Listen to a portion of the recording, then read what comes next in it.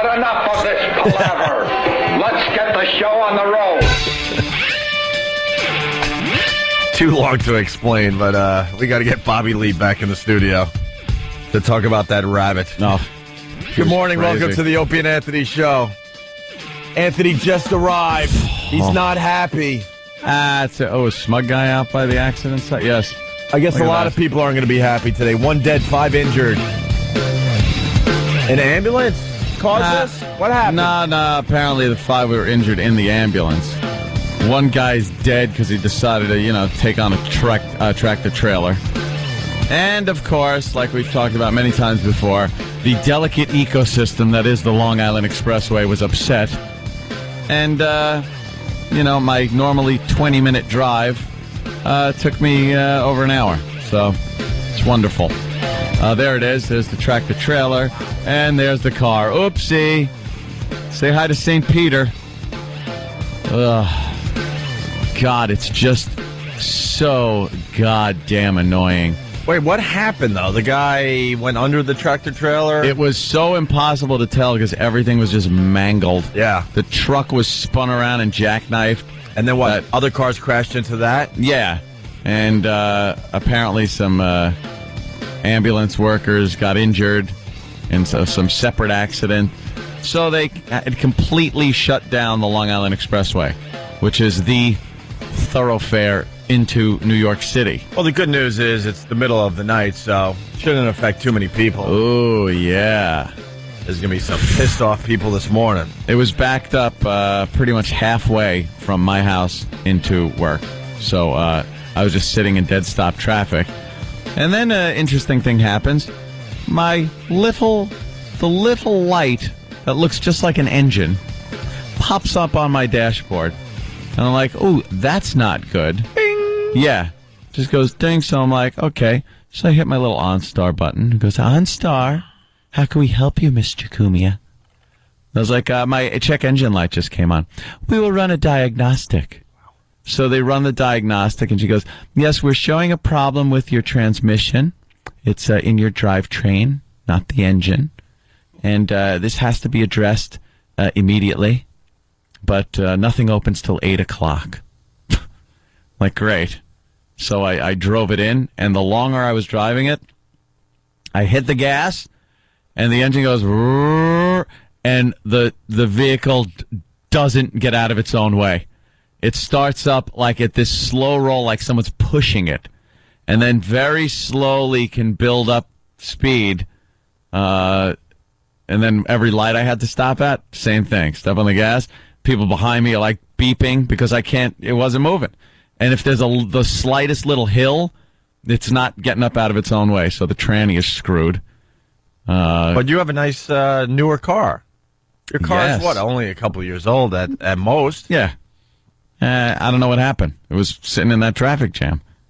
I don't know. It's kind of creepy that you could call a phone number and they kind of I know. diagnose your car. I like that feature. Through a satellite. That's creepy. That's pretty cool. You can actually go online and get that service online where it'll print out a whole diagnostic on every piece of your car. And you could tell if something's wrong with it. It prints out the sheet, lets you know if everything's okay or whatever's wrong, and you take it in and get it serviced. How not fun would that be? Yeah, no kidding. To print something out and actually pour over that on the couch. Just go, Awful weekend. Get a Look at cup that. of tea and just kind of look at the papers that I come need a new oil filter. Yeah. from the printer. Tell your chick you get a great weekend plan, and then she comes over with all this paperwork. It's like my diagnostic report. We're going to pour over it. Yeah, with Sharpies and highlighters. Yeah. Yeah. Two magnifying glasses. Just Calculators pawing over it. Yeah, just awful. I'm going through my diagnostics. Yeah. Yeah, so that was my great morning getting in. I got in, and the show starts, which I got to tell you, over the years is something I never like doing. I like coming in, hanging out a little bit, talking, reading the papers, but you just run in, and we're on! Yeah, Try not to trip me up with those big feet of yours. Yeah, people don't understand that. It's a very fine thing. Like, we need we need to be in a routine. Yeah, And if yeah. that routine is messed up, like they throw us in another studio or want us to broadcast from another city, they think, oh, it's just going to sound like it does every morning. No, it just always messes it up. No, you're getting that groove. You got to like... I'm in the zone. Yeah, you got to go through your morning ritual before you come on at 6 a.m. Hey, crappy bagel I can't eat now. Yeah, start eating. Who gives a crap? It's still early. Hey, we got more news on the giant Asian that beheaded that passenger on the Greyhound bus. More news. What could there possibly be? This guy saw the guy's head off and started eating him on the bus. I want to thank Joey Gorgeous from East Hampton. He writes, Joey Gorgeous. More news on giant Asian. Police report officers found ear, nose, and part of a mouth in the man's pocket.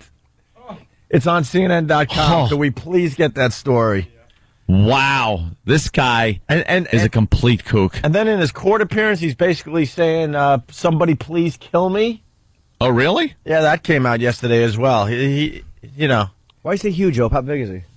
Well, Patrice said he was a big Asian guy. Yeah. Yeah, he's like over 6 feet. Over 6 feet tall. Yeah. Wow, what a ghoul.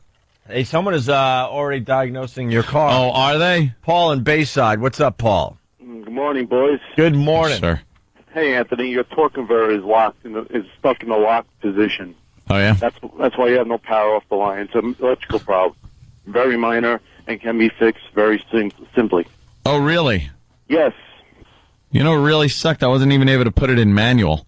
Like, I tried putting it in manual so I could just shift it up and down off the, the little shifter, and it wouldn't even go into manual.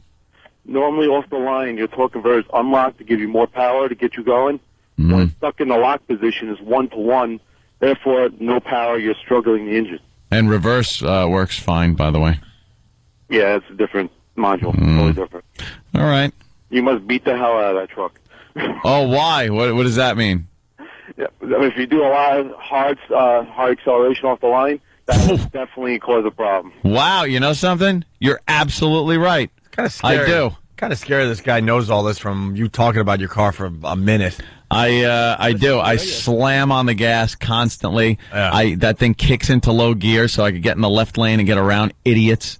You're absolutely right. I beat the crap out of it. Well, there you go. Booyah. Booyah! Ladies and gentlemen. All right. Did Randy Newman ever play his dumb piano yesterday? Well, he's not. I think he's coming in today. Yeah, there's some kind of thing. I don't know what they're doing today over there. Why are you running over there? It's frightening to see. What is E-Rock doing? I wanted to show you who was the first to play the piano after we left the studio. Oh, really? Yeah, somebody decided to sit down and Tickle the ivories. Yes. For the people that don't know, we discovered that Randy Newman was coming in to play this grand piano for Ron and Fez yesterday, and we decided to put a booger on one of the keys, and then followed by... Look at the picture. dude, this is effing radio. E-Rock, we explain what's I going know. on. Come on, E-Rock. He's just walking around showing pictures. Master Poe is tickling the ivory. Oh, Master Poe? Well, he's got a booger on it. He is the dumbest guy, I'm telling you. And then he goes, you're just saying that for the radio. And then I have to tell Master Poe, yeah, just for the radio. It's fun to tell everyone that you're dumb. Sure. And once again, I'm calling him dumb. And later on today, he'll go, that was for the radio, right? Yes, Poe, it's for the radio. He is as dumb as they come, man. He really is stupid. So we put a booger on one of the keys yesterday. Yeah. Hoping that Randy Newman was going to play the piano. Yeah, and it was going to... And then he tricked us because I guess Randy Newman's playing the piano today, so now we have to work up some more boogers. It was one booger on one key. And we played the key on the air yesterday, so when you hear that key, when Randy Newman's playing the piano, you could be chuckling at home knowing that he might have got some goodness on his index finger. Got some booger on him. So we have to rework the whole booger on the key thing for Randy Newman today. The great Randy Newman. I think he even won an Oscar for his stuff. Finally. Yeah, 877-212-ONA, ONDARadio.com. We have a very busy show. We got Generation Kill coming in here. Yes. A show that you've turned a lot of people on to. One of my faves right now. HBO comes up with some good series. Yeah, we got two of the guys coming in, so at 7:15. What's the show about for the newbies out there? It's about, it starts out where they got some troops in Kuwait waiting for the orders to go in, and that's where it picks up when they start the invasion of Baghdad. Right. And real good character development, a lot of action, and what seems to me, without having been there, obviously, but just from hearing and reading things and seeing videotapes that are made by the soldiers and stuff, that it's a pretty realistic take on what goes on over there. And a lot of vets have said it's pretty realistic, the language and stuff, and the screw ups, things that happen. I like the cast is pretty cool because it seems pretty accurate. Like the lieutenant isn't like this hardened lieutenant guy. It's a goddamn kid. He's pretty much a kid, just commanding his guys, which is pretty accurate. Just a really, really good show. A lot of, like I said, some action and then good dialogue and everything. I just think it's one of those good HBO little mini series that they put on. Yeah, we'll be talking to two of the guys from that show in about an hour. Jay in Tennessee. Jay. Boy, how are you? Hey. Hey, I just wanted to tell Tank Hankerus a good morning today. It feels like he's a character called E-Rock. I don't know why you are calling him E-Rock. Yeah, Jay's very mad that we called Tank Hankerus E-Rock today. Yeah. That's Tank Hankerus. Yeah, I'm sorry that we called him E-Rock. His new name is... Happy birthday, Jimmy. Thank you, buddy. Is it Tank Hankerus? Tank Hankerus. Yes, his name's Tank. Tank. Hankerus. Hey, Tank, you all right over there today? Doing good this morning, Opie. I hate Tank Hankerus. I can't look at him. It makes my face scrunch up. He's an idiot. But I don't like the fact he doesn't have his tank top on. Yeah, No, he's supposed to have a tank top. Yeah, why didn't you bring in the tank top today, Tank? Forgot about the tank top. Sorry about that. Why would Tank Hankerus be sorry? Yeah, Tank He's doesn't say supposed to- sorry to anyone. Yeah. But he also would have the tank top. Yeah, he would. He just would have it. Yeah, keep typing. Way to go. That'll help the bit. Yeah, Tank. Fast Freddy from Jamaica Station. Newman has won 2, maybe 3 Oscars, this Randy Newman. He so totally deserves Booger Keys. So He got more than deserves Booger booger keys? Well, actually, there was... actually, it started with a booger on a key, and then Jimmy decided to take it to the next level by Put my bare bottom on it. Yeah. Yes. Made a sound. Yeah. And then, you kind of used a disgusting part of your body. Yeah, I stood in front of it and I played it. No, look, Ma, no hands. Yeah, exactly. Just picture a beanbag just throw it down on the keys over and over Repeatedly. again. Yeah. An onion-smelling beanbag. Right. Yeah. That's how we treat an Oscar winner. And we wonder why we have no guests. We're such idiots. Yes, Stunt Brain. He has one Oscar win after like 10 nominations. Exactly. The guy Crap. finally won for Monsters, Inc., but he had 9 or 10 nominations and then finally picked one up a couple years ago. That's called throwing the old guy a bone. Yep. That was throw the old guy a bone, Oscar. By the way, Randy Newman, not so talented. He Really? had one really good song that he has reworked for the last 25 years. Really? Yes. Every Randy Newman song sounds pretty similar to his hit. He had one great soundtrack from The Natural. I don't know if you remember the big rising music at the end, and it's used now on all the movie trailers. Yeah. Really? So he composes big symphonic stuff, but not hit songs. All right. He's actually pretty cool that way, but not hits. Did you like Tropic Thunder? I totally loved it. I couldn't believe how absolutely offensive it was and funny on so many levels. Oh, I like that. Yeah, Tropic Thunder, I don't know what kind of reviews it's going to get. I'm a little confused what the reviewers are going to do with this movie, but man, they did a private screening for the show yesterday, and it was me, Stunt Brain, Roland, and Patrice. We all had a huge theater to ourselves. Oh, nice.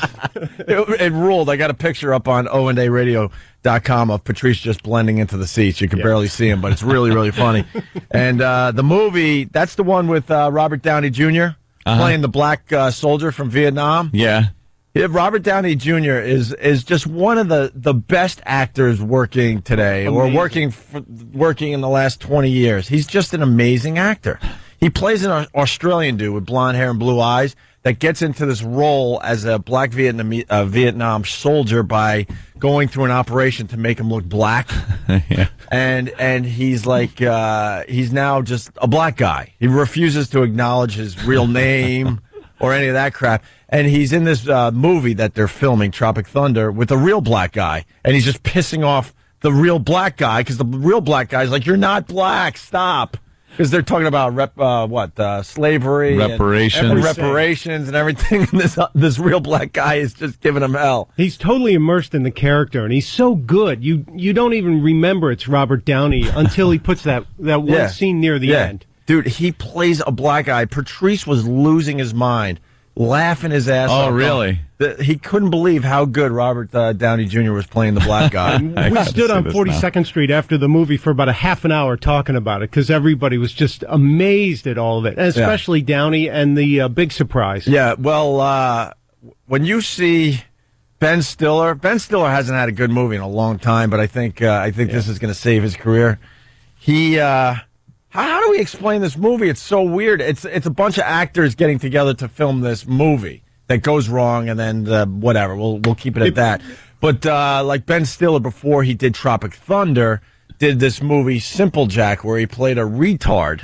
And when you see Ben Stiller as Simple Jack, you are going to lose your effing mind. And Robert Downey Jr. as the black guy explained why he didn't win the Oscar. Because what? Because he went full retard. Because he went full retard. He goes, "You dummy! To win an Oscar for playing a retard, you can't go full retard." And then he explains how Tom Hanks didn't go full retard, and Dustin Hoffman didn't go full retard. And Ben Stiller was all in, full retard. Full retard. Sean Penn did, and that's why he went home empty-handed. Yeah, he goes, and Sean Penn went full retard as well. And see what happened to him? You can't go full retard. Oh, that's good. Is there still a Ben Stiller Simple Jack yet online? Yeah, well, if not, I got the press kit came in yesterday. Okay, with all the let's take a picture of it and throw it up on onaradio.com. You got to see Ben Stiller as a retard. Does he do a good retard? Well, it's a fake trailer for this movie that he was up for an Oscar or something like that, or was hoping to win an Oscar for. And, God, man, was that effing funny. And then we're watching the movie, and they're not even advertising this, but Tom Cruise is in the movie, and he's freaking hilarious. Really? He steals this movie, and you don't know it's Tom Cruise. Has Tom Cruise ever 10 minutes? Has Tom Cruise ever been in a comedy? A real comedy. Now, I know he's funny in some of the roles he's done over the years. Yeah, I can't. Oh my God! Like an actual comedy where his big move, his big movie, the one that broke him. Not Rain Man. No, Risky Business. Risky Business, yeah. Risky Business. There was Losing It was a comedy he was in. Yeah, but I mean, many years since he's probably been in it. This is brilliant. This role for him. He plays like either a studio head or an agency head. He plays the head of the biggest agency in Hollywood. And Patrice goes. We're going to get Patrice on the air later on to talk about the movie, and also we got Danny McBride, who was in the movie. He's coming in to say hi to us today. He was also in that movie Foot Fist Way that no one saw, which was hilarious. But anyway, Patrice goes, if the Jews don't protest over Tom Cruise's betrayal, he goes, then something is wrong with this world. Patrice was just, ranting and raving on 42nd Street outside the theater. He's like, Tom Cruise hates Jews. Just losing his mind. Tom Cruise played a stereotypical Jew. Really? That was money hungry. And he was conniving, he was evil, he was a powerful, evil man. Yeah. This movie puts a stick in every piece of Hollywood, though. It makes fun of the movie. That's why I'm not sure if it's I'm not sure what the reviewers are gonna do with this movie, because it's definitely a bit on. Not that we've ever made movies here, except for little Jimmy Norton, but it seems like it's a bit inside at times. But I don't know. It mocks actors. It mocks the studios. It mocks retarded people. It mocks black people. It mocks everybody. Cruise is mocking the Jew. Absolutely. Wait till you get Patrice on the phone to talk about. Look at their Simple Jack. Look at Simple Jack. They got movie posters of him in the movie. Oh my God! We'll get this up on onaradio.com. What is it? Stand next to a horse. So good. They got him with the really big teeth and the freckles under his eyes and the bowl haircut. Full retard. He went full retard. So, let's say hi to Mark in Philly. Good morning, Mark. Listen, just to touch on what the guy said yesterday about, Jimmy, you rubbing your ball bag, or you're rubbing your bag on that keyboard and all that.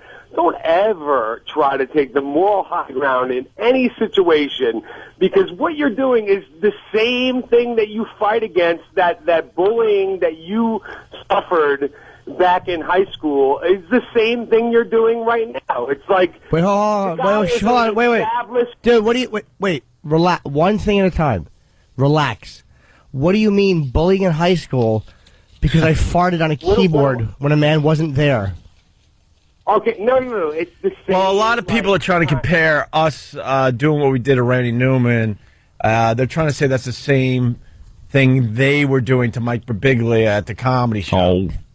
That's a stretch. No, that is a stretch, my friend. No, it's not. I'm saying disagreeing with him, not you. I didn't hear the Birbiglia discussion. Dude, so you're kind of coming in on me. But like they're justifying booing Mike Birbiglia because they're like, look what you guys do with your radio show. I wasn't even at the show, but it's so true. Let me ask you. You're right. It is. Let me ask you a question though. If you're going to make that comparison, which I don't know, I have no idea what the Birbiglia discussion was. I was in Los Angeles, but if you're we weren't happy that Mike got booed. Right. Once again, we're like, we almost had a perfect show. I'll summarize, and they started booing before they really gave Mike a true chance to show what he had. And a lot of people said, if you don't like the guy, just shut up and don't applaud and don't say anything. But people had to boo, and he got booed off stage. And our point is that's going to hurt us down the road when we try to book these huge comedy festivals. Well, dude, the difference is, and now they're trying to justify the booing by saying, well, look, you guys don't give Randy Newman respect, and you do all this stuff on your show, so of course we got to boo when we see a comedian on stage we don't like. Sir, let me ask you a question. If you're going to make that comparison, how will goofing like we goofed when he wasn't even there going to affect his performance? No, okay, that comparison, like that direct correlation, I'm not saying. What I'm saying is to you is that's the same bullying that you have, from listening to you for so long, and like you disdain that kind of bullying of people that you may have suffered when you were in. But what bullying, dude? What bullying? Yeah, what bullying? The bullying of like rubbing your junk on somebody's keyboard is the same kind of. It's not his keyboard. Nonsense that you suffered when you were in high school. No, here's what you're doing. You're making the comparison almost like this is an Emilio Estevez pulling the ass hair off of whatever in the Breakfast Club. Right. That's not what this is. It's not like he was sitting there ready to play the piano and I ran over and farted on it or rubbed my junk on it. He wasn't there, which was kind of the goof. It's not his piano, and what I did is not going to affect his performance. Well, it's what he's going to play. So what? So it was like, yes, the whole thing was, let me, do my. I know it's. I can't speak on. Right, we know what you mean. All right, Mark. It's like you can't really justify it. Like, yes, I can. You can't it was funny. That high moral. You can't pull the moral high ground. When do I do that? Stuff like that. When do I pull the moral high ground? You do a lot especially when it comes to dumb jocks pulling that same kind of. So you don't see the difference between doing that and having a laugh over rubbing my junk on a piano keyboard when the guy's not even there, when it's not going to affect his performance at all, or affect anybody watching his performance at all. You can't see the difference between that and a bullying jock who's trying to intimidate somebody?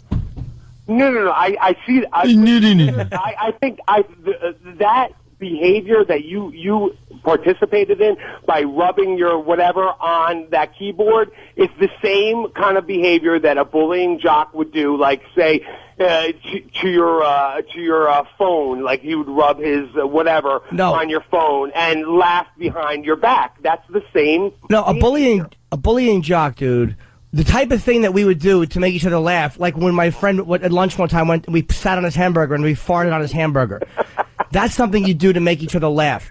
A bullying jock would rub his junk on your phone and then mush it into your face. Right. And like that, you can see the difference in intent. One is to be silly, and one is to dominate and humiliate. Right. There's a complete difference in intent, dude. And so, but I think the end result may be the same. I mean, nope, not at all. Randy Newman will be playing on the Ron and Fez show today, and no one will even know that there was a booger on his piano. I hate to tear down an effing wall because we like to think that the booger's still there, but guess what? The booger's long gone, and Randy Newman will play, and people will enjoy his performance. Let's put a new booger on. Yeah, we will try to put a new booger on today, just to see if we can get it, past. Get a good one. And Mark, how about the guys that used to hide Master Po's pieces over at XM? They would hide his chess pieces. That's the same type of obnoxious thing. You tell me that was a bullying thing? The guy's a black belt in karate.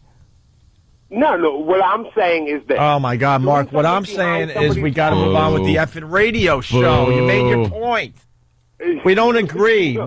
It's not. We're gonna have to agree to disagree. That old gag. We got to move on. I can agree. He's a douche. It's not an accurate. We can't spend 10 effing minutes on this. We completely don't agree with people booing a guy before he had a chance to do his thing.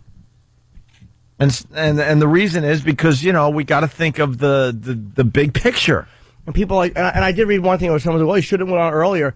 Well, Geraldo went on right before him in Murder. Mm-hmm. And when Herrera got booed or Jimmy Schubert got booed, they were on very early in Philadelphia. It happens. Mm-hmm. It doesn't matter what part of the show you're on. If people are going to boo you, like they would have booed early. Booyah! Booyah! and there were a lot of guys that said no because they're a little scared of the audience, and that's what we're trying to fix, so we could get even bigger comics performing for these shows. See, people get booed. I was forgetting some of the guys that said no. You got to add Dennis Leary to the list. Mm-hmm. We said Saget. Brian Regan said no. Stephen Lynch said no. David Tell said no. Nick DiPaolo said no. Who else, Jimmy? Jimmy Fallon said no. Well, Fallon was no. Fallon was. We got some inside really? info on that from Patrice O'Neill. What? From the Montreal Comedy Fest. It turned out Fallon was nervous of what he heard. The Animation Festival, the booing that happened at the Animation Festival really, really hurt us as far as booking this virus show this year. It really hurt us. Yeah, he doesn't want to let me get have public embarrassment before he goes on to host the show. I mean, I get that. Yeah. The list of names I just gave you, that's the big leagues right there. And those guys said no. And it's not because they don't like us or don't like the show. They were a bit, for the most part, they were intimidated. Maybe a couple guys in there really couldn't do it for other reasons, but that's what we heard over and over again this year. All right, we got to move on. We got lots to do today. We got the Never Go Full Retard clip. Oh, wait, sorry. I was just watching the Sisterhood of the Traveling Pants 2 trailer. Ooh. Well, we'll talk about that after the break. It's getting good reviews, my friend. Stop. Yes, we'll talk about that. We got the clip from Tropic Thunder, Never Go Full Retard. And, of course, there's controversy over Simple Jack from Tropic Thunder. We'll get into that next. Well, they had to take some websites down already. Oh, good. Really? They just put them up, and now they took them down because people aren't happy. Opie and Anthony, stay there. We got a busy show today. Opie and Anthony, good morning to everybody. Oh, God. Good morning to the participants of the show as well. You know who you are. You got your Coke Logic. You got your Fast Freddy. Oh, yeah. You got your Steve from Bayshore. You got Scott from Hop Hog. You got your Kern Flakes. You got your 20 legs of lamb. 877-212-O&A. So, we got a couple guys from Generation Kill coming in about 15, 20 minutes. Still talking about this Tropic Thunder. We got Danny McBride coming in. Who's he in the movie? He was like a special effects guy in the movie. Danny McBride is one of these guys you're going to know in the coming years. He is a funny mofo. He was in this really weird movie called Foot Fist Way. They thought it was going to be kind of like a Napoleon Dynamite and kind of take off. Never really took off, unfortunately. The first time I saw the movie, I was like, what the hell is this? And then I watched it a second time with some people and laughed my ass off. Yeah. He's like a Taekwondo instructor, and he thinks he's all that. I remember that when it came out. I saw the trailer for it, and it looked really funny, but never saw the movie. It's definitely quirky. If you're looking for something a little quirky and you want to recite some weird lines from this movie, I suggest you go find it. Foot Fist Way. You just missed, by the way, you said you saw Godfrey at the gym? Yeah. I saw him last night. He goes, oh, man, right after he left, Shaquille O'Neal came in. We hung out for like 3 hours. Ooh. At the gym? Yeah, Shaq's a big fan of Godfrey's. And You just missed the Shaq. You missed Shaq. Are you kidding me? By a very short time. You missed Shaq. Yeah. That's unbelievable. They had a pickup game. Really? Yeah. Just probably silly, but yeah. How'd he do? Yeah, right? It was only 148 to 4. Shaq had a stroke and Godfrey scored 2. Shaq was playing hoops at that gym? I think so, yeah. That's what he said. Oh, my God. I would have loved to have seen that. Yeah. Yeah, too. Oh, man. I would have loved to take an elbow from Shaq. How great would that be? Down low and just take an elbow to the head. Of course, he would have to bend way down to do it, but it would be a privilege to take an elbow from Shaq. If I ever meet Shaq, every moment we're together is going to be, how can I sue him? What can he do to somehow injure me where I can not really get hurt and get a nice hunk of change? Steps on my foot, 80,000. That would hurt. I told you the Shaq story when I went on vacation, right? I met Shaq, but I didn't get a picture, and we were staying in this pretty nice hotel down there in the Caribbean, and somebody was making a lot of noise above me, just walking across the floor, and I was like, who the F is that? And we found out the next day that, it was Shaq. So thank God I didn't go up there to his room. Can you keep it down in there? With his big clotting feet. Just going Those across giant the floor. Right. hooves. So anyway, Tropic Thunder, I was explaining how Ben Stiller, there was a trailer for a fake movie called Simple Jack, where Ben Stiller was the star, and he was really bummed out that he didn't win an Oscar for his performance because, a lot of guys win Oscars for playing, slow people. Yeah. For playing retards. And he didn't understand why his Simple Jack character didn't win the Oscar. Uh-huh. And then another character in this movie explained to Ben Stiller's character why he didn't win for Simple Jack. Mm-hmm. Here it is. Listen to this. There were times when I was doing Jack that I actually felt retarded, like really retarded. In a weird way, I had to sort of just free myself up to believe that it was okay to be stupid or dumb. To be a moron. Yeah. To be moronical. Exactly. An imbecile. Yeah. When I was playing the character. When you was a character. Yeah, I mean, as Jack, definitely. Yeah. It's like working with Mercury. It's high science, man. It's art form. Yeah. You an artist. That's what we do, right? Yeah. Everybody knows you never go full retard. What do you mean? Check it out. Dustin Hoffman, Rain Man, look retarded, act retarded. Not retarded. Count 2 picks, cheated cards. Autistic. Sure. Not retarded. You know, Tom Hanks, Forrest Gump. Slow, yes, retarded maybe, braces on his legs, but he charmed the pants off next to him and they won a ping pong competition. That ain't retarded. You went full retard, man. Never go full retard. Full retard. It's also an accurate and great statement yes. of what Hollywood rewards. That's great. It's great. And that voice, that's Robert Downey Jr. as the black guy. Wow. Believe it or not. Yeah. Who he sounds like? He sounds like Keith David, the black dude from Platoon, who was that's what he sounds like. He probably was biting off that character. No, just because it was a Vietnam spoof. Mm-hmm. Brian, Chicago, what's going on? Hey, good morning, boys. Good morning. Morning, Yini. Hi, buddy. Well, as part of Tropic Thunder's ad campaign, they actually made a realistic website for the movie Simple Jack, like they would for any movie that they make. And apparently some disability advocate groups got really upset by the portrayal of a retard in the movie. And so they actually went to DreamWorks and complained that they wanted to have every single bit of Simple Jack taken out of the movie. Oh, God. Stop. But they got it to the point where they actually took the website down. They complained enough that DreamWorks said, okay, we'll take the website down, but we're not changing the movie. I wonder, and again, maybe they're not smart enough in advance to do this, but DreamWorks had to know that they're going to hear crap. They're not idiots. So maybe they what can we give them? They're going to bitch and moan. Oh, we'll put up a website. Put up a website. They're going to complain. A sacrificial lamb. And let them feel like they got something done. I'm hoping that they're smart enough to have done that. Mm-hmm. Could someone answer the question why we can't make fun of retards? I'm from the school. You should be able to make fun of everything. It's insensitive. Everything. Yeah, but it's picking on the making fun of anyone the vulnerable, is insensitive. The defenseless, blah blah blah. Parents that have children with that are mentally handicapped feel very sensitive about it. That's what it is.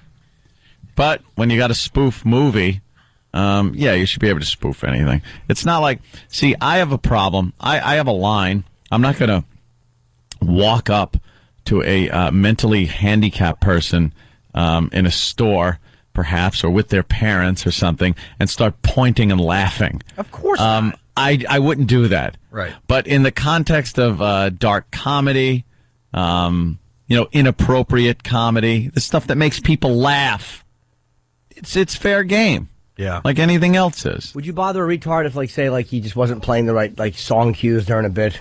I'd smack him in the head. Yeah, that's you, E-Rock. Tropic Thunder's Cankerous. Tropic Thunder's Simple Jack website went bye-bye. So here's the story. After disability advocate groups raised issues with Tropic Thunder's repeated use of the word retard and other offensive terms to describe a role played by Ben Stiller's character in the movie, DreamWorks has agreed to meet with them. It's almost certainly too late to change the actual film, which comes out a week from tomorrow. That's a huge part of the film, and it's hilarious. Not going to change it. But Vulture reports, whatever that is, I guess it's a magazine or something, that the first casualty appears to be the promotional website for Simple Jack, one of the fake movies within the movie in which Ben Stiller plays a mentally handicapped adult and which has the unfortunate tagline, "Once upon a time, there was a retard." That's a great tagline. The only thing more confounding than the total predictability of this news is the fact that the Tropic Thunder Red Band trailer, which was released in mid-May, contains more than enough clues to the potential offensiveness of the Simple Jack subplot. If advocate groups had acted then, maybe there would have been time to change the actual movie and not just remove a website, which raises an insane question. Is it possible that Tropic Thunder's over $30 million overhyping campaign failed to reach everyone in America? Whatever. So... Oh, it is funny. It would be a shame if they took all this out of the movie because people complained in advance. No, it's too late now. It's out there, man. I'm surprised. DreamWorks is normally the big ones like that are the hypersensitive ones, because they have so much at stake. I'm surprised they had to know. You can't put out a website with the tagline, "One day there was a retard," and I expect you to hear crap about it. Ben Stiller's always had some, pretty.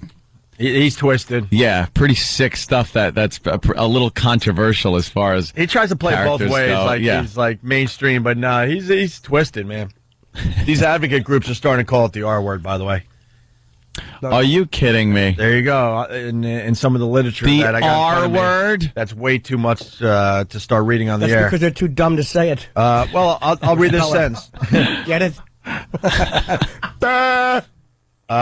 And report that what many call the R word reinforces negative social attitudes just as surely as racial, ethnic, and sexually oriented slurs do. Do you know what retarded means? It's like something that's held back. Yeah. It's retarded. It's pulled back. It's not quite there. It's accurate. We've been called retarded for a while. Can we play the Drew Boogie thing really fast? It makes me laugh every time. Hi, who's this? My name is William and I like to wear dresses. R. Yeah. E. Goodness gracious. P. Yeah. A. Oosh. R. D. Retard. Yeah, woo. B. Retarded. B. Retarded. B. Retarded. B. Retarded. Stomp your hands and clap your feet. Retardation can't be beat. You know we retarded. T-A-R-E. T-A-R-E. Retard. Yeah, woo. My name is William and I like to wear dresses. Okay, terrific. Yeah. When did we do that? We didn't do that. It was a couple lines we threw out there, and then Drew Boogie took them and made them into a song. Amazing. They didn't actually go in a studio and come up with that. I know. I'm trying to think of when we did the... That's the brilliance of Drew Boogie. He takes a few lines from a bunch of different shows and makes it sound that we were working really hard in a studio. God, he is good. You know what these groups do, and this is why I hate these, like the advocacy groups. When they get offended at the language, it's because they're selective. It's like if you're portraying their subject the way they deem appropriate, they want it to be allowed. If you're not portraying it the way they want it to be portrayed, they don't want it to be allowed. Yeah. Like that's why they're so disgusting. I don't care how take it out. Yeah, like remove it. If you don't say what we want you to say about this subject, we don't want it to be said. So they can spin it any way they want. That's all it is. Anthony, did you explain what retarded means? Did I interrupt you? Yeah, I explained it. Okay, I wasn't sure. 'Cause I was, it makes perfect sense when you're talking about somebody that might have a mental handicap all right. like that. They're mentally retarded. Let's go to Tracy in Philly. Tracy. Hi, how you guys doing? Good. Hi. I teach special needs kids, and it's like really ridiculous now, the terminology that we have to use. If a kid is now diagnosed, like by definition, mentally retarded, we're not allowed to call them that anymore. We have to call them intellectually challenged. But like they're mentally retarded. No, what's funny about that, though? This is what people don't understand. All right, so we start calling them intellectually challenged, right? Fast forward 2 years, and people are going to be like, how dare you say intellectually challenged? It's not a challenge. Right. You're saying their intellect is being challenged? No, I think the problem is you're implying they have one. Yeah. Because this is progressing. It started out as, oh, look at the waterhead. Oh, you can't say waterhead. What are you, nuts? He's retarded. He's a little slower than people. So I don't you start like slow either. Right. So then you start using the term retarded too much, and then they come up with a new term, and then we're going to use that term, and then they're going to have to come up with something else. That's just how it works. It's whenever a word starts being used for something else. That's when people get mad. Right. Like, it was fine to say, yes, that child is retarded, until regular Joes started talking to their friends and go, dude, you're being retarded, you know? Get out of there. Right. You're being a retard. Stop being retarded. And then they get mad because it becomes a negative thing with regular people. And I do say regular people. We all know what I mean. Don't make me have to try to define it. What do you mean by regular? What's normal, really? But we all know what normal is. Right. You look, you could tell. Yeah. I mean, when we were at the PNC, we're on that stage in front of, I don't know, close to 10,000 people. You look out and you see retards. Exactly. Big fat retards. Hey, before we move on, but we do have Danny McBride from Tropic Thunder coming in about an hour. Sorry, it's catchy. I got another clip of Robert Downey Jr. playing the black guy. Listen to what he does here. Just another little taste of this movie, Tropic Thunder, that we definitely enjoyed yesterday. And Patrice is calling in because he was out of his mind after the movie. Did you like it? Oh, he loved it. And I hope he does his Tom Cruise rant for everybody because it was just amazing. Here's Robert Downey Jr. as a black guy. For your information, my revenue stream... I got a little setup. He's talking to the real black guy. Okay. So he's acting with a real black guy, and Robert Downey Jr. is playing fake black guy, but he's taking it way too seriously. Right. For your information, my revenue stream currently generates $2 million a year in charitable contributions for my community. And why am I in this movie? Maybe I just knew I had to represent. Because they had one good part in for a black man, they gave it to Crocodile Dundee. Pump your brakes, kid. That man's a national treasure. I just wanted to throw another shrimp on you, Bobby. That ain't funny. I'm sorry, a dingo ate your baby. You know that's the true story. Lady lost a kid. You about to cross some line. Man, I'm sick of this koala hugging this.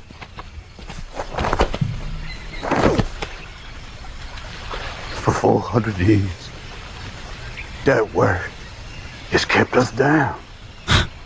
What the? Took a whole lot of time just to get up that hill. Now we up in the big leagues. Kid, I'll turn it back. Long as we live, it's you and me, baby. That's the theme song for the Jeffersons. You really need help. And just because the theme song don't make it not true. Don't make it not true. Sounds like Batman. Who's that black guy that he's acting with? I forgot his name. You would recognize him. He's been in a lot of stuff. You better recognize. Sounds like Kevin Hart. I don't know. No, to be honest with you. probably would've told you. Yeah, Patrice would know. All right. Why don't we go to break with Special Olympics? Sure, from Stephen Lynch. Oh, I don't Wraps know. up this nice break we just did for the fine folks out there. Generation Kill. Couple guys coming in a few minutes. Yes. We'll get into other things like a man murdered over a beer after the break as well, with some really funny audio from from, I think, an eyewitness or something like that. Well, obviously not the victim yet, of course. Here, let's play this. Watch them run, watch them fall, watch them try to catch a ball. Olympics, Special Olympics. Oh, boy! Watch them laugh, watch them drool, watch them fall into the pool. That's diving. At the Special Olympics. You should sing pity! And I know full well that I will burn in hell. But those guys playing wheelchair basketball gotta be about the funniest freaking thing I've ever seen in my life. At the Special Olympics. Special Olympics! Take it, Corky. At the Special Olympics! Oh, you should sing pretty. You can sing at my wedding when I get married.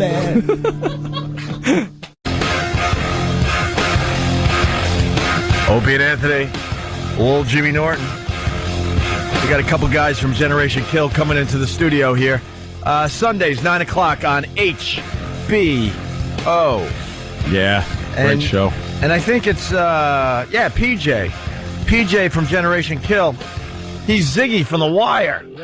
So who gives a crap about Generation Kill? What, are you kidding? I want to talk about The Wire with Ziggy from Generation season 2. Kill is great. From the docks. I just like how, Lee was in Oz. Oh, really? Yeah. They just kind of wander around from one of these shows to the next. Is he really? Yeah. Oh, I didn't see. How cool is it to have two chances on HBO, two different shows? It's amazing. Hey, there you go, The Wire for Jimmy, so Ziggy could sign it. Not the wrong season. You get season 5. Oh. Jimmy, Anthony, you never saw The Wire? Oh, you rock. What did he give you? Generation Kill.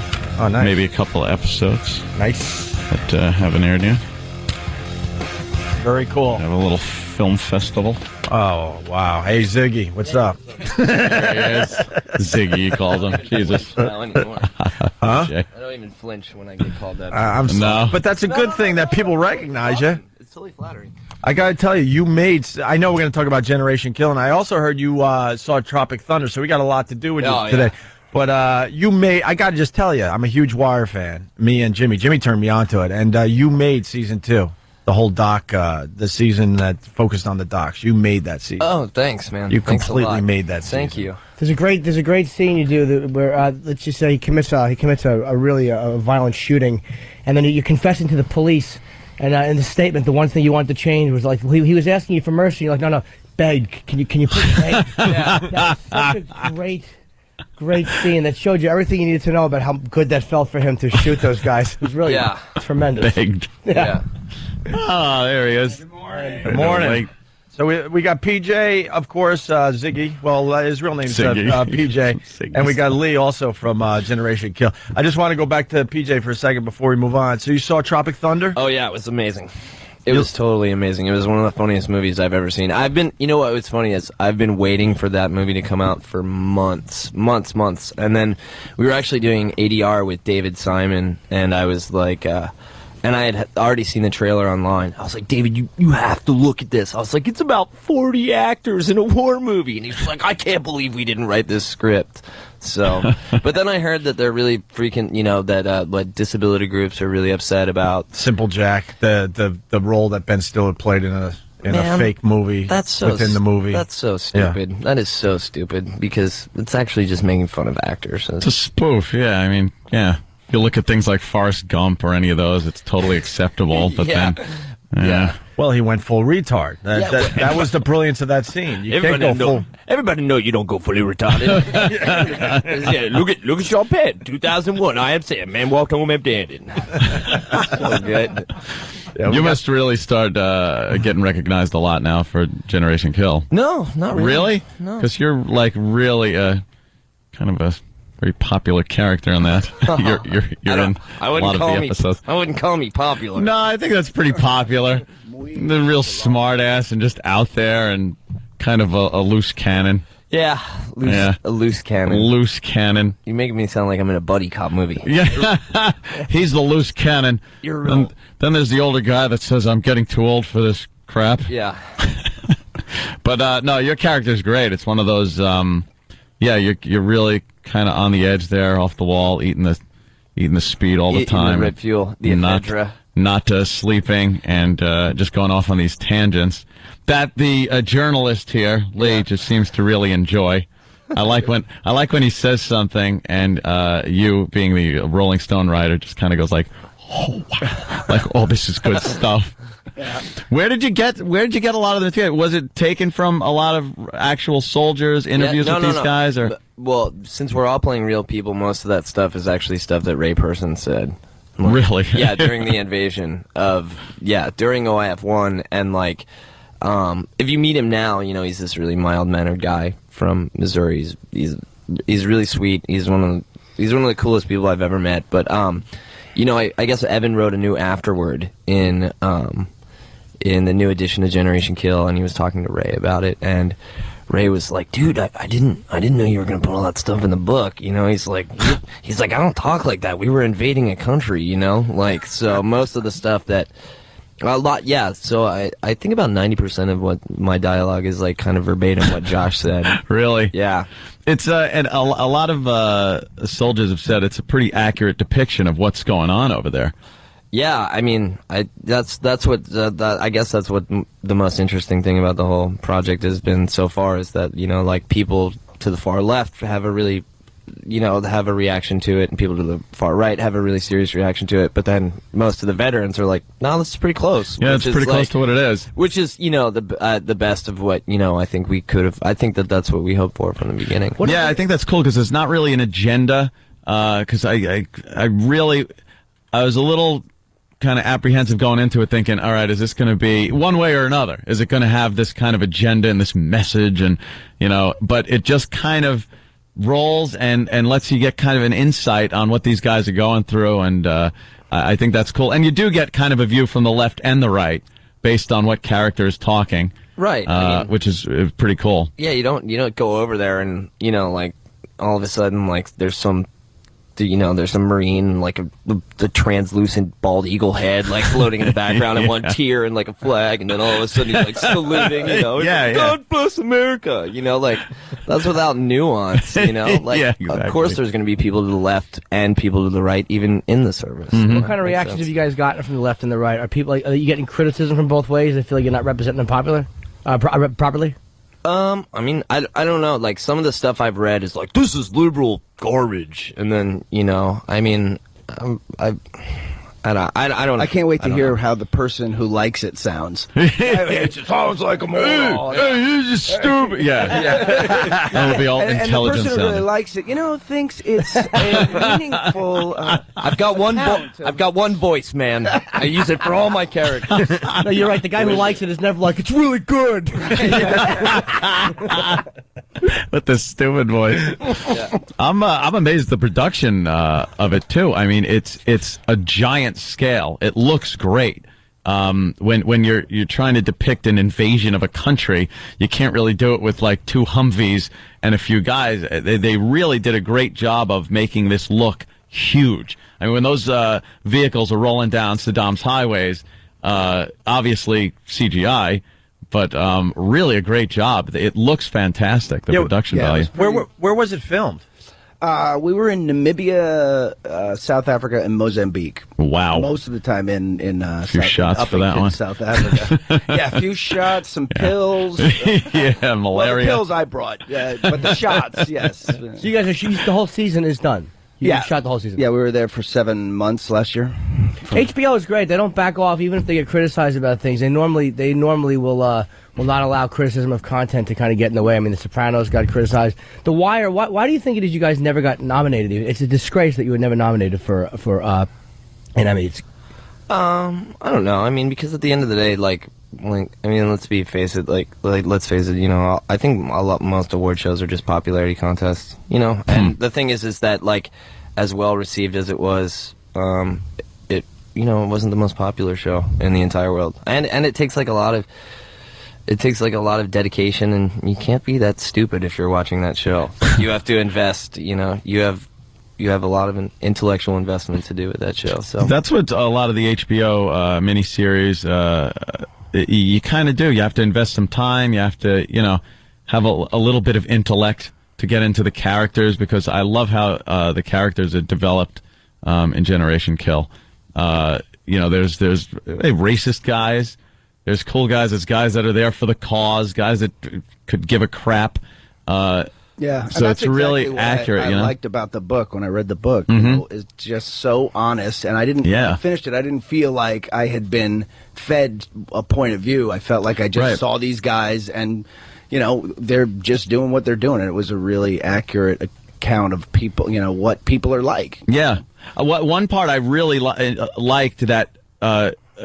Almost put it like a bad light on the soldiers was goofing on the letters that came from the kids writing from school. You know, like that was, but I laughed my ass off, and it's like, yeah, of course these guys, they're trained, they're Marines, trained to kill, and they're reading letters from kids going, I hope you don't have to go to war. And then these guys are like, yeah, you fag, of course I want to go to war, you know, this is what I'm trained to do, kill. You know? So, and they're goofing on, they send little pictures, and this little girl sent her picture, and they're passing around going, yeah, look at this one's hot. You know, it's just, it was so wrong and so funny, and you know that happens. You know, it's not like one of those old-time war movies where they're like, this is what it's all about, the children. Yeah. Well, I mean, that's another thing to point out, too, when people are like, that's been the one thing that I was really worried about, that, you know, and again, and it almost ties into what we were talking about with Tropic Thunder, this, like, people are way too sensitive about content and stuff. Like, hey, man. All right. Easy with I'm that. sorry, Lee. I'm a little sensitive about I know you're white. You know? I know. I'm sorry, I didn't mean to bring it up. The big W word. Not white. It's godlike American. Right. You're the Libertarian Party. No. But like, I like all the dialogue where people are like, this is really racist or really homophobic. It's like, it's gallows humor, man. Like, right. You know, if you're with your brothers, like, it doesn't matter. You know, it doesn't matter what race, ethnic background you are. You know, like where you're from. Like, you're gonna take anything that you see about somebody that's different from you and just pick it apart, because you have nothing to do. It's gallows humor, and then to people, for people to call it gallows anymore. So it's outdated humor. Is that what you're saying? It's hard to say lethal injection humor though. It doesn't have that same feel to it. Yeah, and it's cool too, because that Led Zeppelin song. Yeah. Hangman. Yeah. So I guess, Lee, now it's probably great to be in a series where maybe people forget you got your ass tattooed by Schillinger in Oz. Well, I don't know if they edited it out, but every time I sit down in that seat, I'm like, just like, remember that little inside, yeah. That was a hell of a series, because when you have man junk in the opening sequence when the credits are rolling, that show Oz, and the ladies would just sit down and love it, because every episode there was going to be full frontal nudity from a guy. Absolutely. One of the seasons we were shooting some while some were airing, and the one that was airing was the one where Chris Maloney peed in a bucket, right? And so one of the older guys who was like, working on the show was like sitting at the thing. He went, last night the show went too far. That went too far. When Chris Maloney peed in the bucket, my wife was so disgusted, she got up and went into the bedroom for the rest of the night. And I looked at him and I said, wait a minute, dude. She sees Chris Maloney pissing in a bucket, and she goes into the bedroom because she's disgusted? Come on. Yeah, that show was very popular with the ladies after a while. Yeah, it was. It picked up. Hey, did Tony? This is a weird question. Did Tony Masanti die in between seasons? Because the way he kind of went off the show, like they were putting like crushed glass in his food, and he was just gone. Why did he not come back? I was like, I wonder if he died in between seasons. No, he died in the last, because he like all of a sudden just erupts with blood one day.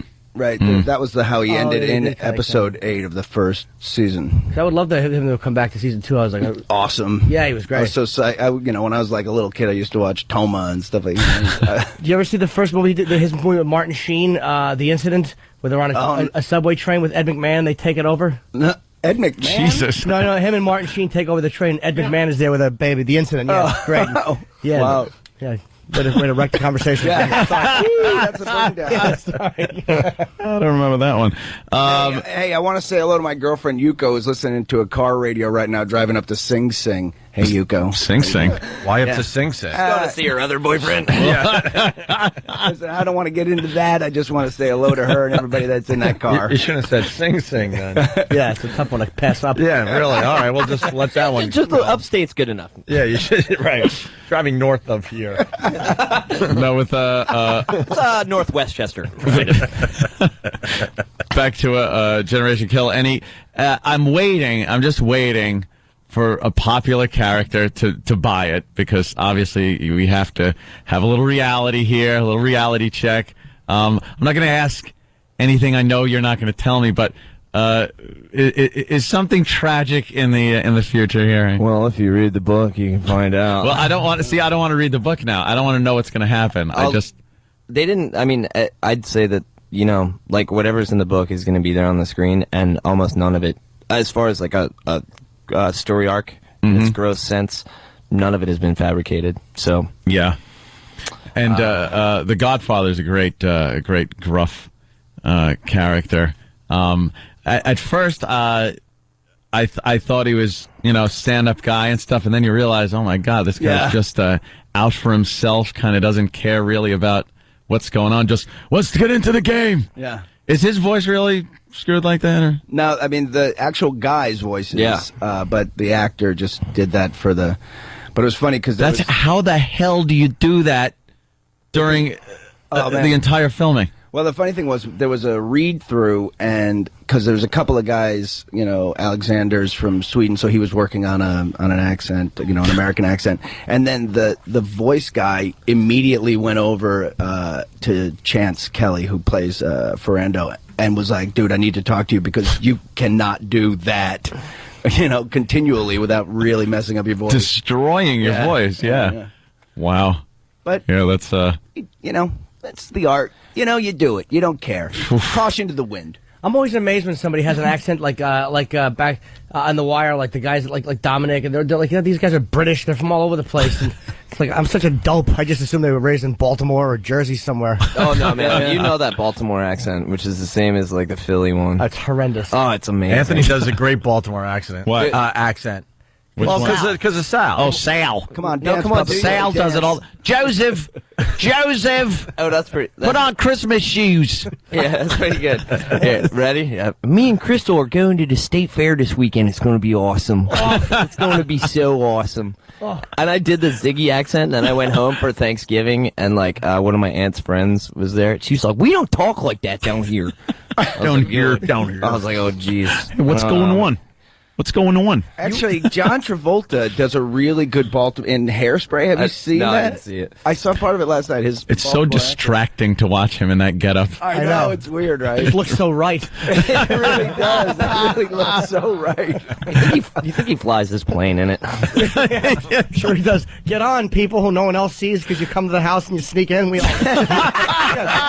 Boy, how bad do you have to love it when you buy your own plane? No paparazzi up here. There's safety at 35,000 feet. Sure is. Somebody buzzes you in a helicopter with a camera. No one's going to see what you're doing. Hey, I got to ask PJ, you prevented a rape? Yeah. While living in New York City? Yeah, I did. Wow. Back in what, 2006? 2006. Cock blocker. No, hey, buddy. Well, listen, I've been here all night, man. What happened, man? That's crazy. I was sitting in my apartment, and I had heard my girl comes over. Yeah. I'm real horny, and I just decided no. Yeah. That's pretty much it. I was like, not again. I am not going down this road again. No, my upstairs neighbor, I heard my upstairs neighbor screaming for help, and I ran downstairs, and I saw this guy trying to raped my upstairs neighbor, and I ran back upstairs and told my girlfriend at the time, I was like, lock yourself in the apartment, and I was like, call the police, tell them that there's a rape happening. So I ran downstairs and I chased this dude down the street, and I whooped his ass with a metal bar, and and then like we got pinned between two doors, and he closed. It was really, it all happened really fast, but he ended up getting 5 years in prison. So what made you chase him? That's really ballsy. No kidding. As opposed to just getting him off the person. What made you just run after him? I don't know. I was I don't know. You see that, and you get pretty mad, I guess. It was really that like. Did she know the guy, or was it? No.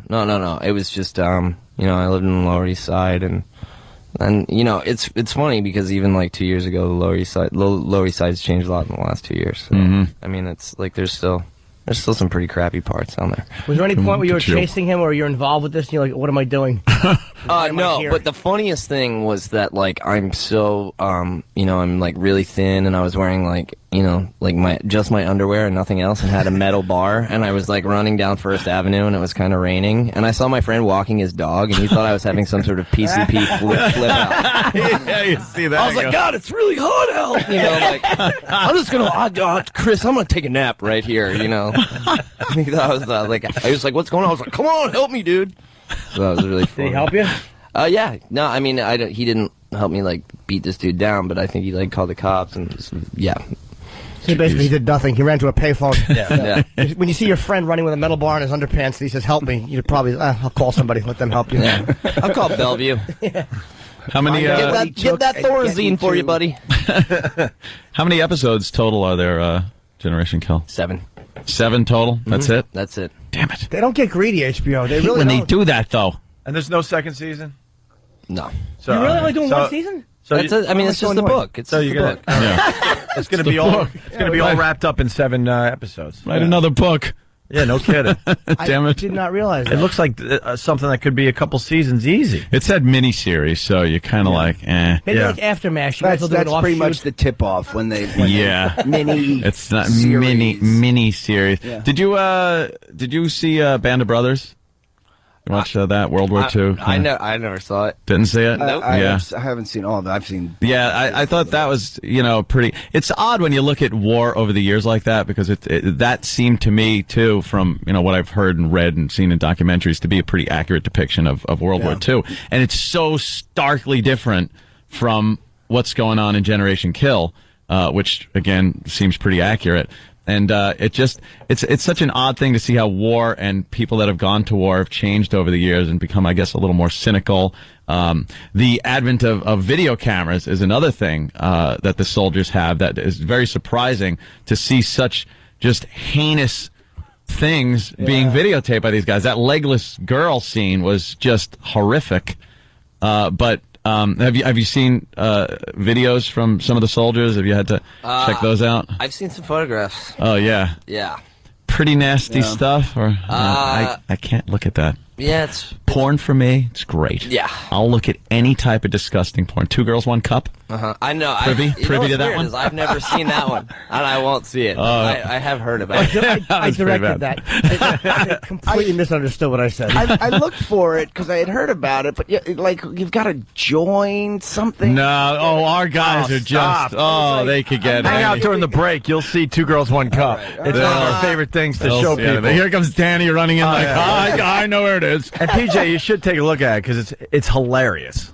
It's so hard to watch. Yeah, so hard to watch. Yeah, but you've seen that, and it's odd to go onto some of the video sites and see in the middle of combat. Yeah. You're watching guys behind a wall shooting, and this isn't a movie. It's this is real guys, and it kind of does bring the war home in such a different way than it used to with the news. I know. I mean, and then you sort of juxtapose that against the fact that the press isn't allowed to take photos of the coffins and stuff. Yeah. It's so weird. It's like we can't show this, but you go right onto YouTube, you'll see them. Absolutely. Do you have a personal opinion of the war, and did it change at all after doing the show? I mean, I've said this before. I've said it a couple of times. I'm not against. I'm I'm not really for this war, but only because I feel like we have so many things in this country that we sort of need to get, we need to take care of. But at the other end of the spectrum, like, it's such like a gigantic, like, nuanced problem where it's like, we shouldn't go in there for oil, and it's like, well, it's more complicated than that. And if you really believe that, then throw away your iPod. It's how much oil Wait a minute. how much oil it takes to make an iPod. Buddy. No, look, I'm not saying that it's that I'm morally with it or morally like I'm totally morally opposed to invading somebody else's country, but. I don't know. I don't want to get into this. Well, it's too late. You got into it. Now into it, you're and all in of a it. sudden I'm giving up my iPod. No, iPods for oil, man. I'm just saying, we live in a society that is, like, we live in a really imperialist country. It's like part of the game that we have to, like, that's what we're doing. And I'm opposed to it, but it's the way it goes. I'm just kind of I'm still annoyed that we were a little bamboozled into jumping in there. Absolutely. The original thing, the original thing seemed a little noble.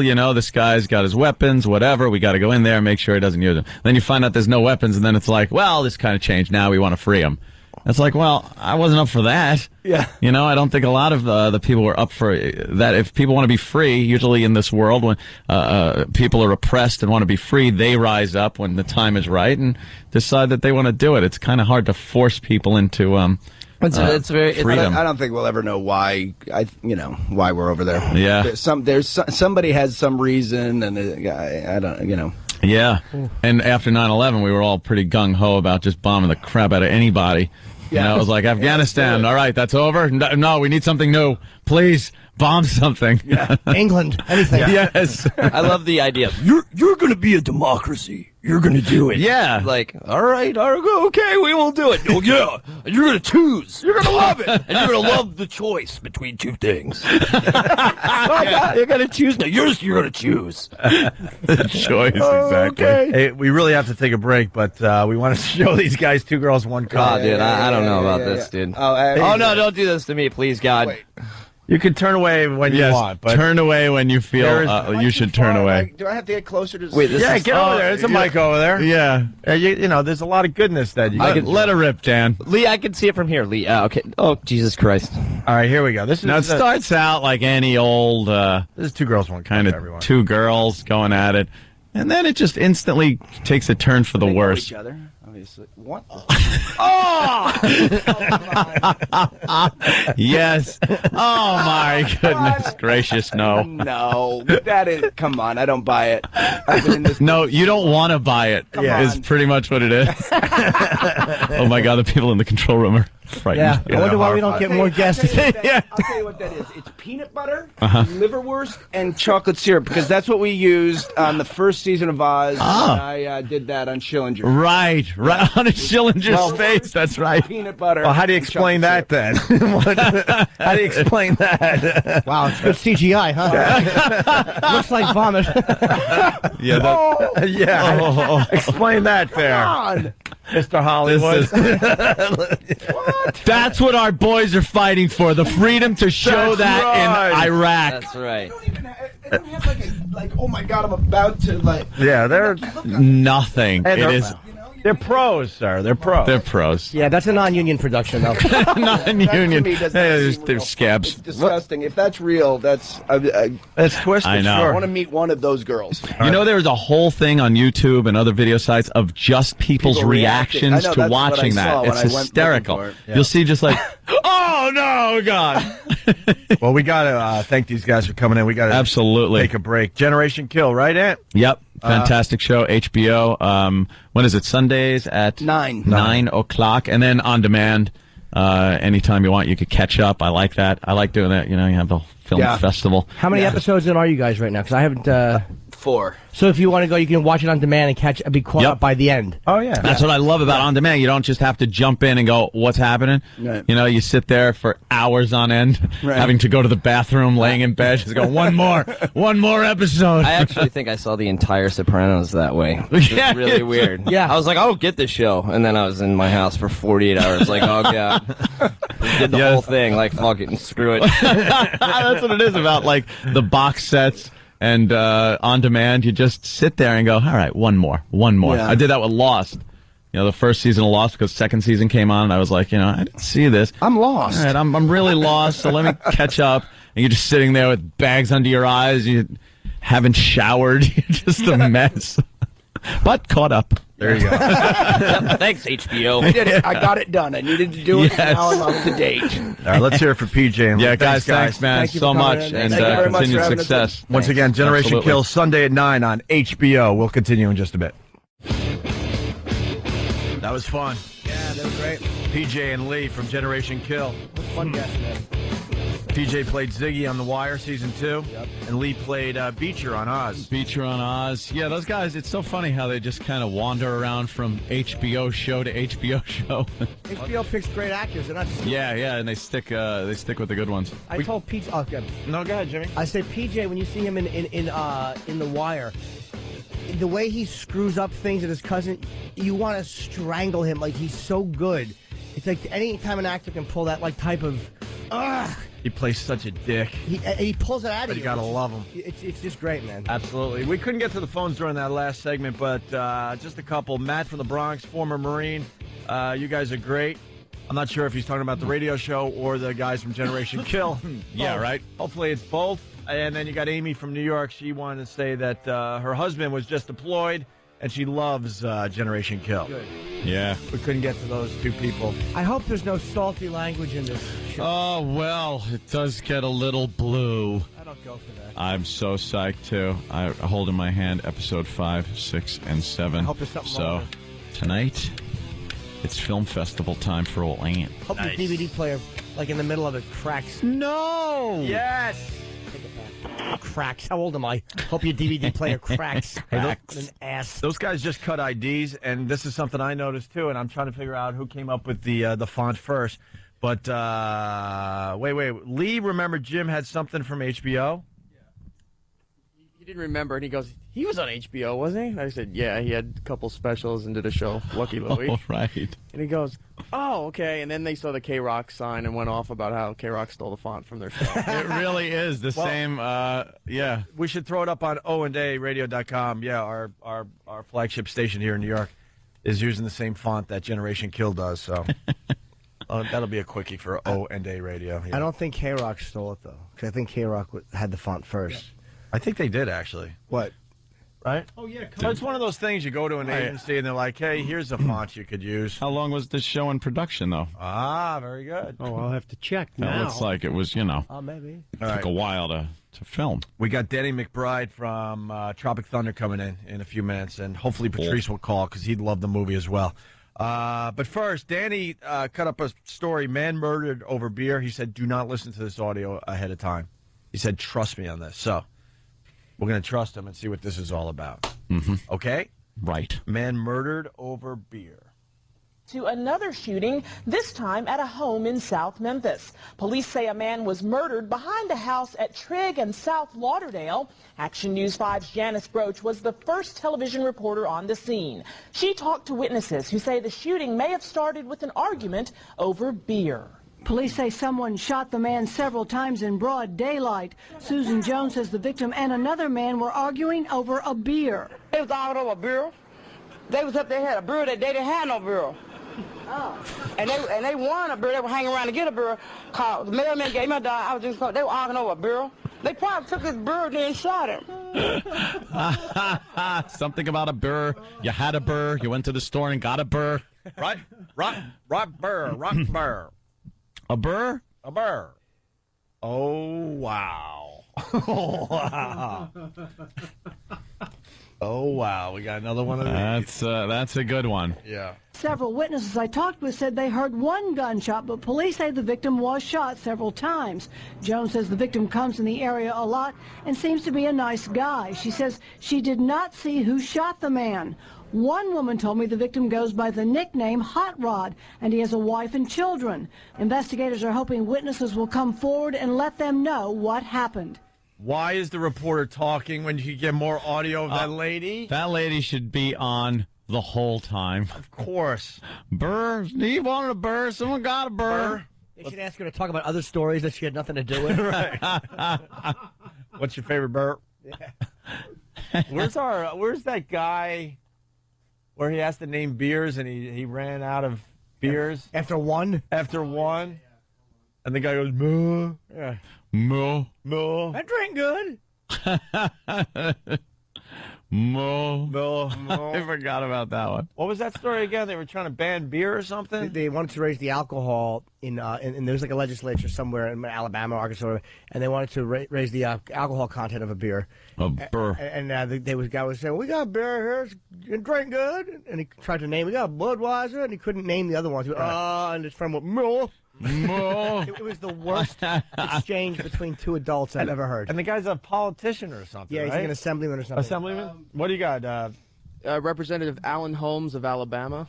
If you repeat what Jimmy just said, you really need to go home. I was pulling the audio up. Well, he was Jimmy explained the clip. Do you have the clip? Yeah, I have it right All right, now. here's the clip.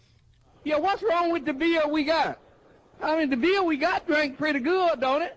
I ain't never heard nobody complain about the beer we have. It drank pretty good. Budweiser. What's the name of some of them other beers? Budweiser and what else? Miller. It drank pretty good, don't it? I love that guy. Moo. But there's so much going on with that clip. The one guy, it drank pretty good. You can't name another beer after Budweiser. Budweiser, what's that other? Name me another one. Budweiser, they must be going, see, our advertising works. Yeah. It's the only beer this guy can name. Moo. It's like a guy on Philly and his deaf friend. Yeah. Discussing alcohol. And then it drinks pretty good. It drank pretty good. Can we hear that again? I love it. The beer we got. I mean, the beer we got drank pretty good, don't it? I ain't never heard nobody complain about the beer we have. It drank pretty good. Budweiser. What's the name of some of them other beers? Budweiser and what else? Miller. Coors. More Coors. I forgot he got Coors in there, too. And now we got the new clip with this lady talking about bear. To another shooting, this time at a home in South Memphis. Police say a man was murdered behind a house at Trigg and South Lauderdale. Action News 5's Janice Broach was the first television reporter on the scene. She talked to witnesses who say the shooting may have started with an argument over beer. Police say someone shot the man several times in broad daylight. Susan Jones says the victim and another man were arguing over a beer. They was arguing over a beer. They was up there had a beer that they didn't have no beer. Oh. And they won a beer. They were hanging around to get a beer. The mailman gave me a dime. I was just they were arguing over a beer. They probably took his beer and then shot him. All right, listen. She talks for 15 seconds. Yeah. She said beer or burr. Burr 7 times. 7 times. 7 times. Burr. That's a great clip. Good find from Danny today. Absolutely. Yeah. Hey, we got this lady. She's been on hold for like an hour, I think. Trixie, what's up? Trixie. Trixie, save this. We want to play that again. Trixie, you still there? Yeah? What's going on, man? Hey, what's going on? Yeah, I'm kind of fucked up here, but, Oh, well, you certainly are. Whoa. You certainly are. We're using that type of potty mouth. Slow down. We got Trixie on the phone, and she's effed up. She had to tell us that. And what do you want from us today there, Trixie? I want to do Wake Up Your Spouse Wednesday. We haven't done Wake Up Your about Spouse that. Wednesday in a while. Maybe you bring the bit back today. Well, how you want to wake up your spouse? I'm going to serve him with divorce papers. Oh, good. All right, let's hear that. Whoa. Wait, what? Why are you divorcing him, Trixie? I don't know, just things haven't been working out too well for a long time, and I don't know. I have a boyfriend, and so he has no idea it's coming. I'm up all night, like, doing a lot of drugs, but nothing's really funny. Where is he right now, your husband? He's upstairs sleeping. But who's coming? You said, he's coming. I said that? Yeah. Oh, I don't know. Were you drinking all night? No, I wasn't drinking. Were you with your boyfriend last night? Drugs. Huh? Yeah. You were with your boyfriend? Drunk and with my boyfriend. Cool. Did she just say drunk or drugs? You said she... What? X. Oh, okay. So you were doing a little of that drugging with your new boyfriend, and your husband's upstairs. He has no clue, and now you want to wake him up with divorce papers. Do you have actual divorce papers, or are you just going to tell him you want a divorce? Actually, I do. I've been planning this for a couple weeks, and he has no fucking idea. You are a potty mouth. That's all right. She's on ecstasy, and she's going to divorce a guy on the radio. She said the F-bomb. She said he has no effing idea. Okay, so I think we should... All right, guys. Yeah. He's a fan of the show, too. Okay. All right. Walking up the steps. All right, Trixie's walking up the steps with divorce papers. Okay. Here I go.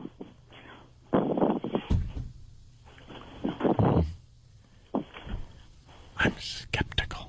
I'm a bit, too. Hey, Tom. Tom, wake up. Tom, wake up. Hey, Tom. Wake up. Come on, wake up, sweetie. What? Wake up.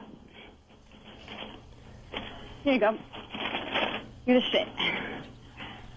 What are you doing? What? What the fuck are you doing? Yeah. Fucking read this. Look. Oh. What's wrong? What do you mean what's wrong with me? I'm fucked up. That's what's wrong with me. Wake up. What are you fucking high? Look at your eyes. We're going to run out of dump. We're just going to run out of dump. There's a lot of cursing going on. Hold on, I'll just pot him down. There's a lot of cursing going on. Are we still recording that? Wake up your sauce Wednesday. What do you think? Ope? What? That's Ope on the phone? Yeah.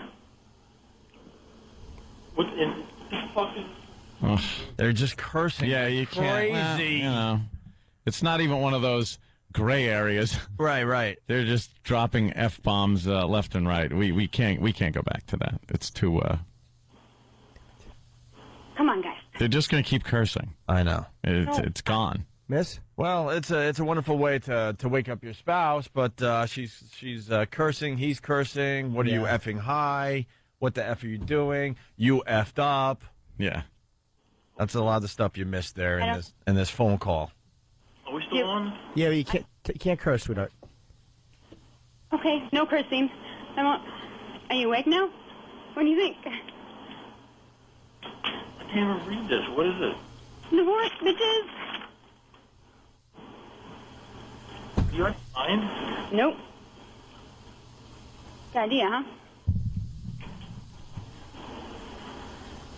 I feel sick to my stomach. You'll be fine. Sick to your stomach. No cursing. No fucking. Should we just bail? Yeah, I'm it's not. so frustrating.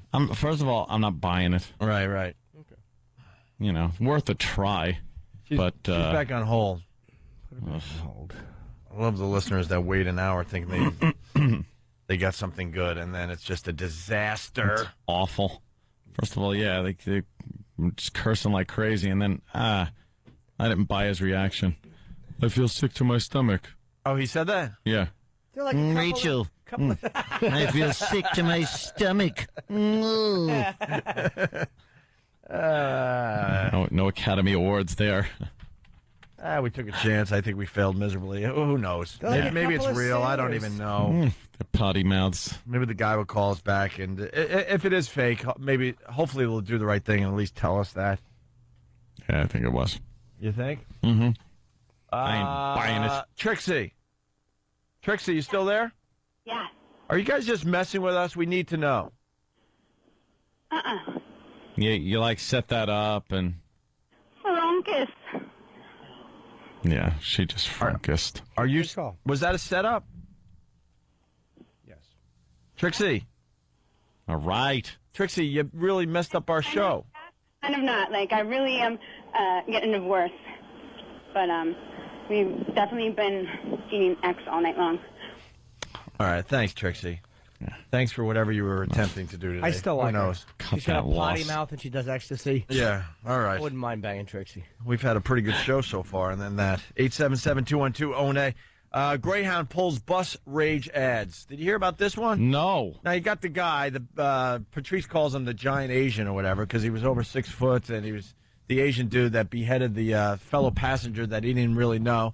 And then the eyewitness report is just unbelievable. Then he started eating the flesh. Love this guy. Off the guy. And then the latest news is they found, like, I think an ear and a nose and something, and a piece of his mouth or something. Yeah, they found a bag in his pocket with an ear, the nose, and a piece of the guy's mouth. Of the guy, though? Yeah. Yeah. I guess he was saving that for later because, it's a long ride. In those Yeah, you need Greyhound snacks buses. on the buses. Sure. Well, the latest, Greyhound Canada said Tuesday that it is in the process of pulling a series of ads in an extensive cross-country campaign featuring the slogan. They came up with this slogan thinking, all right, this is going to get people riding the bus more. Mm-hmm. There's a reason you've never heard of bus rage. Oops. Well, that still covers it, though. Yeah. Maybe they should start serving meals. Poor guy was hungry. He certainly was. Yeah, you don't hear a bus rage, but when it does happen, wow, it's a good one. Yeah. Look out. Nose in a baggie. As long as it's not you got a story to tell, I wouldn't mind being on that bus. Really? Yeah, as long as it wasn't me. You know what, though? Here's you waking up every night.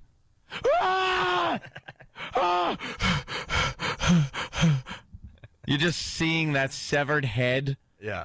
Every night in your dreams. Yeah. The second you shut your eyes, you're seeing that murderer holding that head. Yeah. Eating the flesh from it.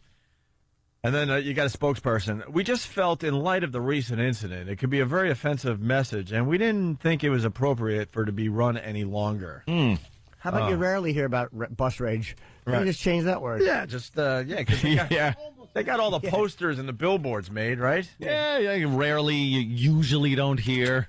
The ad was saying you don't have to be behind the wheel. You don't have to be in the traffic. You could sit back and let someone else do the driving for you. Let someone else do the stabbing. It was aimed at potential and current Greyhound ridership. We don't think it's an appropriate slogan anymore, and that is why we've chosen to remove it. How about... that is horrible like timing, the gentleman's head.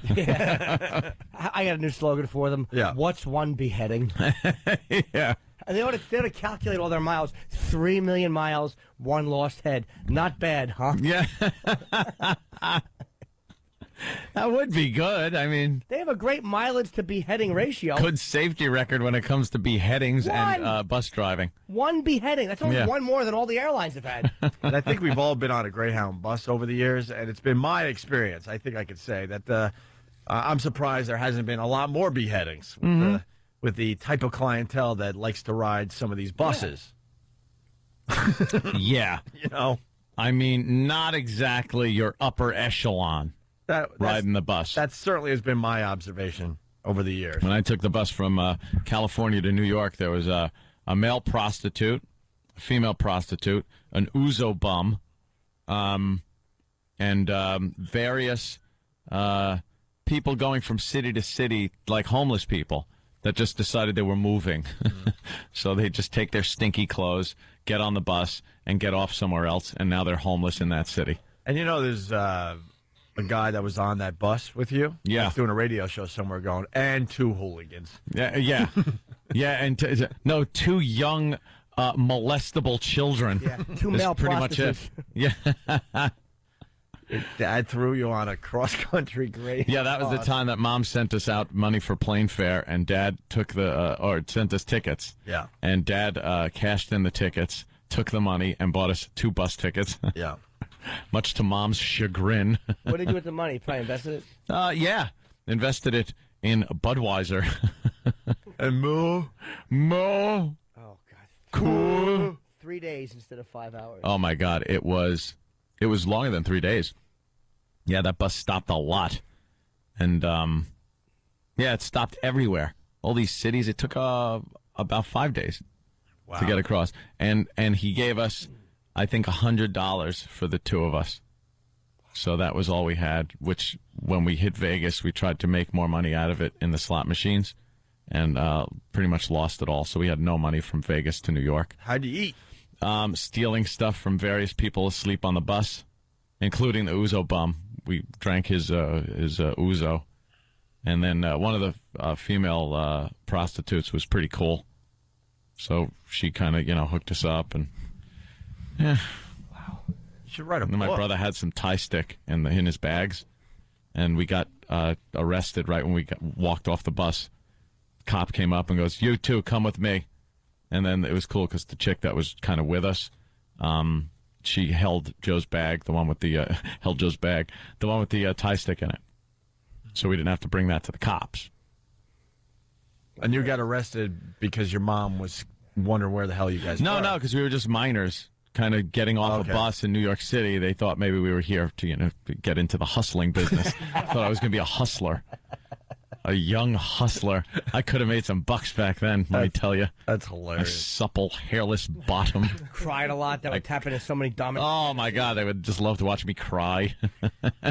All right, listen, that's what we do now because of Trixie. Right. We attempted to save this segment. I want to thank Trixie for completely derailing the show with your shenanigans. Screw her. With your Bravo Sierra. But that's what we did. I think we saved this segment. Certainly did. We got Danny McBride coming in. Who, you might ask? Well, this guy is blowing up in front of our eyes. He was in Foot Fist Way. He's in Tropic Thunder. And I believe he's in Pineapple Express as well. Yes, sir. Yes, that Seth Rogen's latest movie that's getting very good reviews, except for one dumb paper here in New York. Everyone else likes the movie except this dumb paper in New York City. Giving actually a better review to the Sisterhood of the Traveling Pants 2. That's getting a better review in this dumb paper than Pineapple Express. Making me want to see it. Yeah. That's for sure. So we'll talk to Danny McBride next.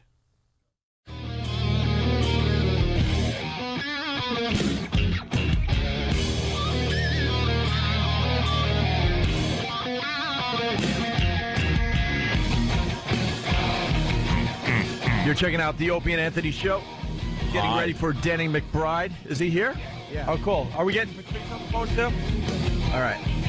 We went and saw Tropic Thunder yesterday after the radio show, a couple of us anyway, and we all loved the movie. And this Danny McBride, he's blown up right in front of our eyes.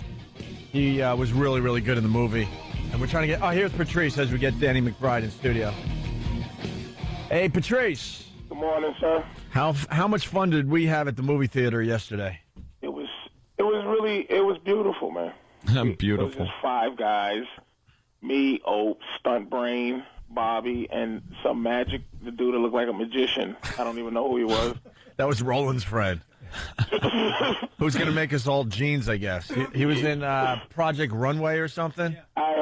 And Roland's like, he's not gay, he's not gay. I'm like, whatever. Dude, Because Roland's panicking that he's walking around with a guy from Project Runway. I guess he's a friend of his. I'm like, all right. The guy wants to make you jeans and he's not gay. If that didn't solidify Roland's gayness, the guy looked like Merlin in jeans. Merlin the magician without his hat. He looks like he has a little magic in him, that's for sure. Jesus. He was the most beautiful man I've ever seen in my life. Yeah. But we all was in the theater, dude. I'm not going to lie to you. That movie... Put you right over here. I don't know if Robert Downey Jr., if you can get an Oscar nomination for the kind of role he did, but that dude was amazing. Yeah, Robert Downey Jr. playing the black guy in Tropic Thunder. Oh, my God, it had Patrice rolling. There was things in the movie. I'm not going to lie, dude. It's a comedy that didn't let me down one time. Yeah. Like, every single time it was supposed to do something, it did it. And the biggest thing is that it attacked every group, retarded people, Asians, drug addicts, black people. Who else was they attacked? Somebody else in there, but all the stuff they attacked.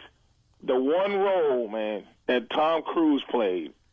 If if the movie continues to actually play. Yeah, no one knows that Tom Cruise is in this movie. Well, now they know. And I wish we were filming Patrice's rant on the sidewalk after the movie, because it would be a great extra on the DVD. He couldn't believe what Tom Cruise was doing with that character, basically just making fun of Jews. Right there, Patrice. Making fun of Jews.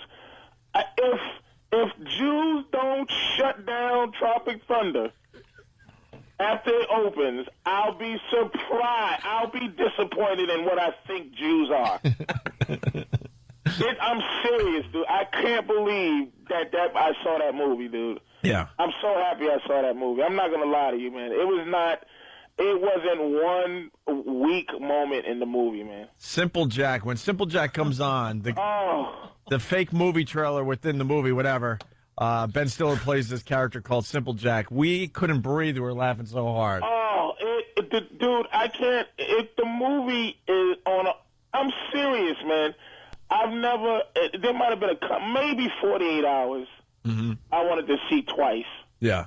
You know, this movie, I'm telling you, I don't know how long it takes for movies to be decided to be a classic or something, but this movie, it didn't disappoint me one single time, dude. And it was an hour and 90 minutes, what it was supposed to be. The movie is tremendous, man. I'm kind of like not a super Ben Stiller dude, but I'm done now. I'm a Ben Stiller guy now. That man, he directed and all that.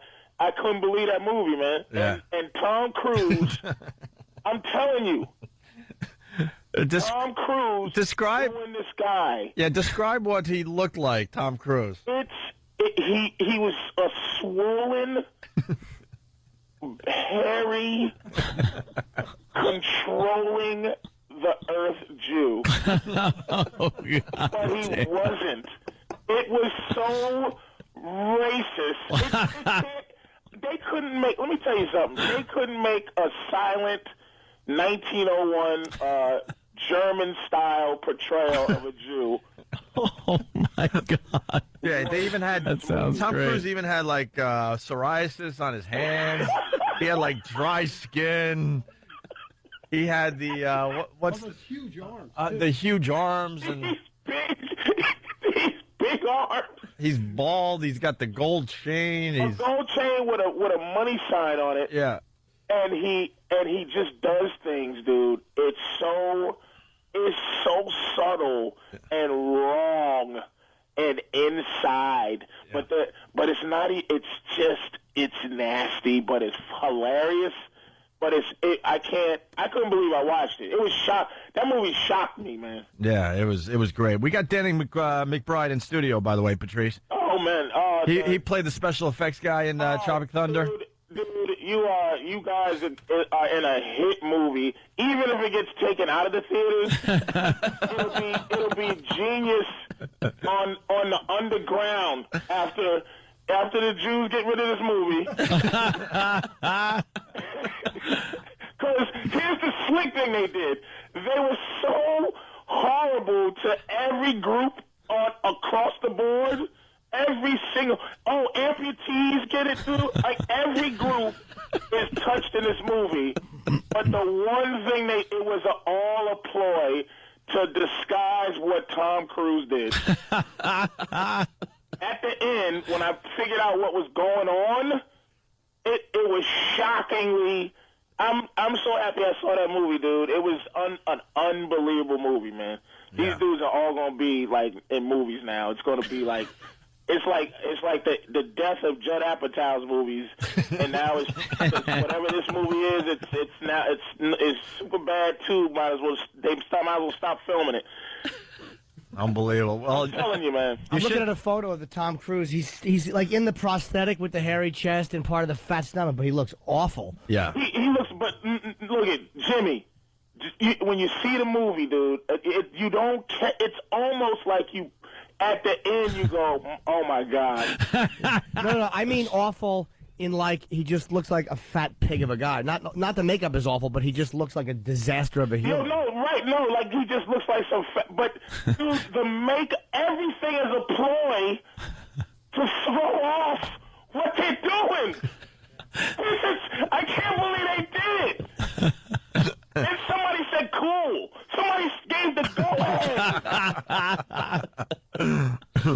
Oh, it was great, man. You guys see, I'm telling you, that movie, other than, let me see, Iron Man, and even The Dark Knight, which I recommend, but this is the best thing I've seen. All summer? You're saying this is better than The Dark Knight and Iron Man? It's better. It's not better than Iron Man. Uh-huh. Iron Man was a great movie. Dark Knight, Heath Ledger's, let me tell you something. Comedically, Robert Downey Jr. was as good as Heath Ledger was a villain in Dark Knight. Robert Downey Jr., you were laughing when he was talking to the real black guy in the film? Dude. When they were talking about slavery and all? Every moment. Now, this is in the trailer, so I'm not giving away anything because it's in the trailer now. But when Ben Stiller goes, hey, man, you people, and Robert Downey Jr. goes, what you mean, you people? Like, he was supposed to say that. He said it. Every single scene that something was supposed to happen funny, the funny was there. Yeah. The exact thing that was supposed to be funny was funny, dude. I'm telling you, man. And I hate movie comedies, and this movie was tremendous. But I don't know if I got to see it twice just to make sure that it wasn't just our moment together, Opie. Everybody just kind of we lost it in the theater.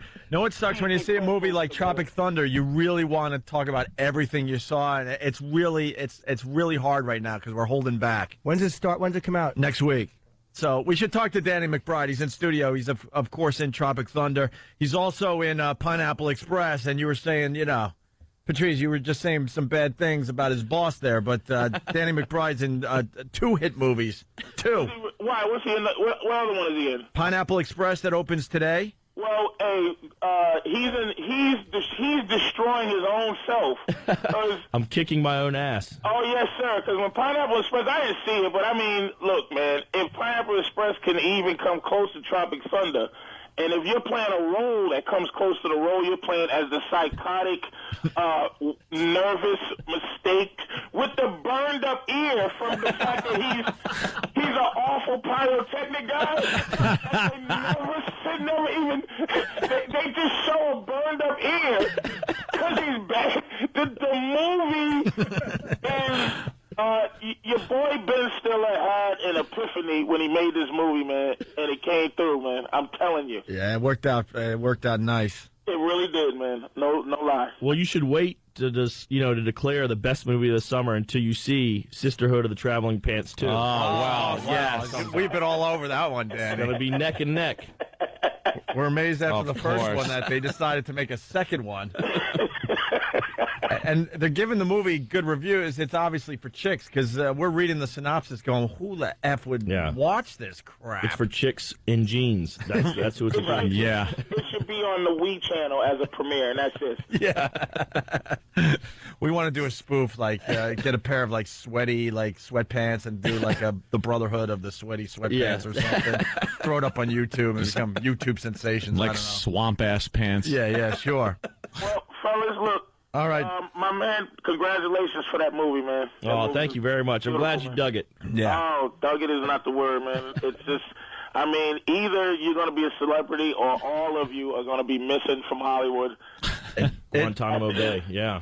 I'm telling you, this Danny McBride, it's his turn there, Patrice. He's blowing up. Yeah, I mean, he was the turbo pyrotechnic guy. It was not a. Look, man, everybody in the movie deserves, to be seen again. The movie is one of those movies. I hope it just kind of... I think it's going to do very well.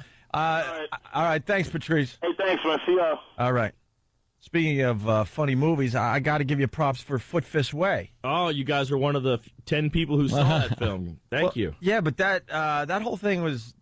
That was a weird thing for you because it was an independent film? Yeah, we made the movie for literally like $7, and it was just a bunch of friends. And we shot it down in North Carolina, and then it happened to get into Sundance. We're those assholes who had a movie made for nothing that got into Sundance, and which makes everyone else very angry, in Hollywood very angry. and all that, right? Yeah. And then somehow Will Ferrell got word of this movie and distributed it for you. Is that true? Yeah, we were all stoked because we got to Sundance. We're thinking that's made. It's going to be limousines and parties, and then we get to Sundance and we get no deal, no distribution deal. Nothing. So we just leave Sundance and go home empty-handed. And then, unbeknownst to us, the film was like being passed around town. And we get a call from our agent saying that Will Ferrell saw it and wanted to, help get it out in the theaters. Can you imagine? That's great. Yeah, it's pretty nuts. You want to explain Foot Fist Way? I know you're here for Tropic Thunder, but I got to give you props on that movie. I'm like, I play like a egomaniac Taekwondo instructor peddling like ancient wisdom in a strip mall. It's pretty awesome. He's kind of got a little Master Poe in him. All right. Oh yeah. And I'm going to be honest with you. Roland turned me on to Foot Fist Way. I went home like, all right, and I watched it. I wasn't really sure what to think. I really wasn't. And then, but there was something about the movie, and I had some friends over. I'm like, let's watch this Foot Fist Way. And we watched it a second time. I laughed through the entire movie. It's your movie, basically. Oh, that character you came up with is very quotable and very, very hilarious. And then I'm like, wow, this really is a good movie. Oh, didn't do too well, unfortunately, but it's going to be on DVD, right? It's going to be on DVD. Yeah, I don't really know what the marketing campaign was for that movie. They held on to it for like 2 years, and we're literally like, the fall's not a good time to release comedies. The spring's not a good time to release comedies. And you're kind of like, what? And my parents are calling, when's the film coming out? And you find yourself repeating the same things. And well, Mom, the fall's not a good time for comedies, Mom. Everybody knows this. But your character, I mean, you're a lot thinner. You shredded out for the movie or something? Well, that's what I say. Is that okay. I was all packed on for the role. And then he's got kind of a flat top do and the worst mustache ever in movies. Terrible. Just the most horrendous mustache. And Rotten Tomatoes gave it pretty good reviews, 58% positive reviews. So wow. That's okay. But all right, we're going to take a quick break. We got Danny McBride in studio. We're going to talk about Pineapple Express, which is in theaters today. We were supposed to see that movie, Roland. Yeah. When are we seeing Pineapple Express, my friend? When? Roland. Because I was sleeping. What? He's blaming it on me? You was sleeping. What happened, Roland? I saw it twice already. I saw it. No, but I invited you, but it was like at 7:30 at night, and you were like, "Oh." Yeah, it's a little late for us. Yeah, but morning show, guys. It's really good though. I saw it twice already. One last night again. Yeah, we have second grade bedtimes now. Yeah. Like, ugh. Let me ask you. Stupid morning radio. Now, Danny's in both movies. Which one's better? Both of them are awesome. There you go. It's two different types of movie, though. One's like a stoner type comedy. The other one's about like making a movie type comedy. Always diplomatic. They both equally did. Danny is awesome in Pineapple, and he's amazing in Tropic. I counted the laughs. They were the same. Yeah. What you're seeing right now is a worm. Yeah. That's the answer we expected from him. Yeah, I love them both. From him. Oh. Well, you got to say one's better than the other, though. Yeah, you just have not to. an insult. I'll tell you one thing. Patrice's review there, first of all, that should be on TV. Yeah. On a movie review show. And that sold me. Yeah? Right there, yeah. Patrice's little review there just sold me. I got to see that movie now. Go see Pineapple today, and then go see Tropic next week. You're not getting off that easy. Pineapple is nuts. Like it literally is. Like I don't think there's been two movies as badass as this coming out in within a week of each It's other. a stoner action comedy, which is really? Yeah, with shootings, stabbings, car chases, everything, explosions, Slurpees. Is Danny better as his character in Tropic Thunder or his character in Pineapple Express? Two different things. Yeah, two different things. Awesome two different things. I'm going to use awesome that. in everything. He did steal Pineapple Express, though. Huh? He stole Pineapple Express. He's awesome. Who stole Tropic Thunder? I would say I love Danny in Tropic Thunder. Yeah. You know, Tom Cruise was really good. You really need him to just follow you around all the time. He can't commit to anything. Yeah, I love the Fist Way. That's why I tried to. We were going to see that, and you're like, I wouldn't waste my time. No. No. Roland did push that movie very hard. Yeah, absolutely. All right, we'll take a break, and we'll continue with Danny McBride. Pineapple Express in theaters today, right? And then Tropic Thunder next week? Yep, next Wednesday. Wednesday. Open Wednesday, wide. You got to see when we tickle him, Danny. Yeah, I bet you it's just. Can you humor Danny before break? Yeah. All right, watch. This is real, by the way.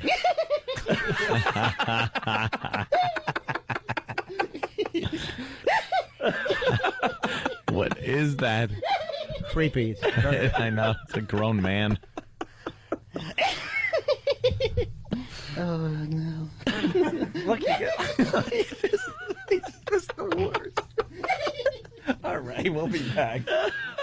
Hi. Okay. What is this? We usually don't come back with music like this, but what the hell? It's Opie and Anthony. We got Danny McBride in studio. How cool is it that you're here to promote 2 big movies, big summer movies? It's not a bad place to be, you know. Yeah, you're in Tropic Thunder and Pineapple Express, which opens today in theaters. And Roland, he doesn't want to commit to which movie you're better in. Better in equal but different. Yeah, we got Matt in New York. Matt. Hey, Matt. What's up? We got Danny in studio. Hey, Danny, bros before hoes, man. There you go, man. So you've seen Pineapple, huh? I did. I saw it last night, and like Roland says, you absolutely steal the movie every time you open your mouth. I appreciate that. It doesn't seem like anything was written for you, like you guys just improv. I wanted to know, how was it like that with Stiller on Tropic Thunder, or was that just Judd's kind of way of doing the set? It seems like a lot of the comedies I've worked on, that's kind of the route everyone's going these days. Is just kind of, say what's on the script, and then just kind of riff from there. But yeah, Stiller definitely encouraged improv on there, which is pretty insane when things are blowing up next to you and you're trying to test out jokes. Talking about, of course, the opening scene of Tropic Thunder. Yes. When all hell breaks loose. He's the special effects guy that doesn't know what the hell he's doing. I gotta see this. And they're trying to... No, even in Pineapple Express, things are blowing up around him all the time. Yeah. Oh, really? I get shot multiple times in that film. Yeah. What's Pineapple Express about? The basic synopsis. I think it's a brand new genre. It's a buddy weed action film. I don't think that's really been done before. Yeah, it's just about 2 stoners who kind of end up in this extraordinary situation where they witness a murder and all these people are after them, and it's like the 2 most unlikely guys to be involved in running or dodging death. Just 2 lethargic potheads. Nice. And what's your role? I'm a drug dealer in it. I'm Red. I'm James Franco's supplier. Yeah. So it wasn't a big stretch for me. Yeah. Yeah. Oh, you like the weed? I like the weed. Most guys will not admit they like the weed. Likes the weed. I can't talk about that on a radio show. What's wrong with you? Garrett on Long Island. Garrett. Hey, what's up, guys? What's up? I have a question for Danny. Okay. Now, I saw Tropic Thunder a few weeks ago, and I thought it was hilarious. You guys did a great job, and you were hilarious, too. But I'm going to see Pineapple Express tonight, and I was wondering which character you actually enjoyed playing more. Uh-oh. Now we go to Danny with the question. I honestly, both of them, not to ride the fence, but, yeah, I think you'll see, like, Red is just such a different dude. I get my ass beat in that movie a lot. That was fun. Tropic Thunder, we're filming in Kauai, so that wasn't too bad to do. Hang out with Nick Nolte for a whole summer. So what you're saying is both roles are equally as good.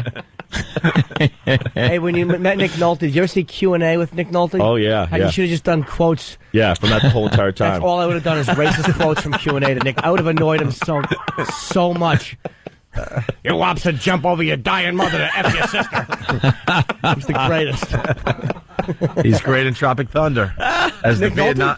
Yeah. Is he in it? Yes, he's in it. Yeah. He's the Vietnam vet. And I want to. I'm holding back so badly. But he's the Vietnam vet in Tropic Thunder, and he's really, really good. He's insane. Yeah. How was it? Did you get to meet Tom Cruise, or was it one of these films where even though you're in the film with Tom Cruise, his scenes were filmed somewhere else and you never saw the guy? Well, basically, I met him at the read-through briefly, and by met him I mean I saw him across the table. And he filmed all his stuff back in Los Angeles, and we were in Kauai for all the for most of the film. How do they do that?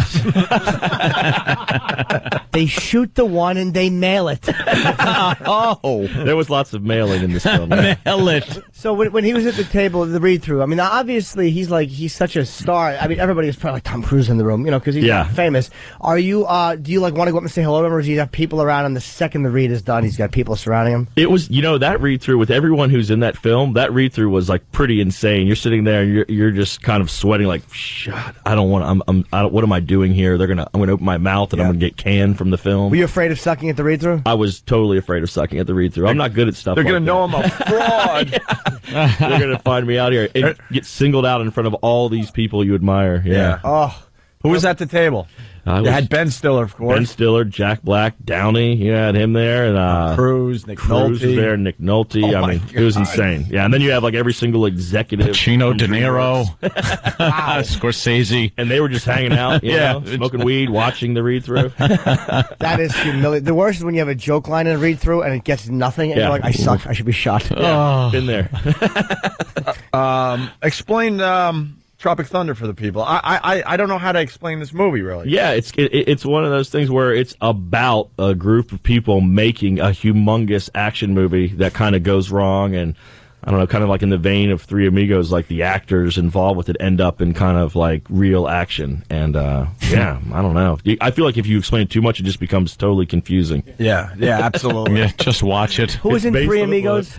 Martin Short, Chevy Chase, and Steve Martin. Was that no? Yeah. Martin, yeah. Well, I already have a tremendous amount more faith in your film. Not that Steve Martin's not terrific, but oh, Jesus! I want to see this movie now. There's something about the movie. This is how shallow I am.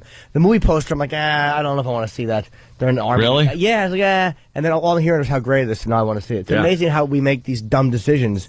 Based on like one thing you see the movie poster. If the movie poster doesn't grab you. I was with you. Maybe the name, I don't know what it was. I'm like, I don't know, Roland. And he's like, trust me on this one. And then, it was great. It's the most expensive R-rated comedy ever made. Really? Yeah. Oh, because of the explosions, all the pyrotechnics? And all the big guns involved, I assume. Yeah. You were saying like 200 million or something? I'm not sure what the exact figure is, but it is way up there. Ton.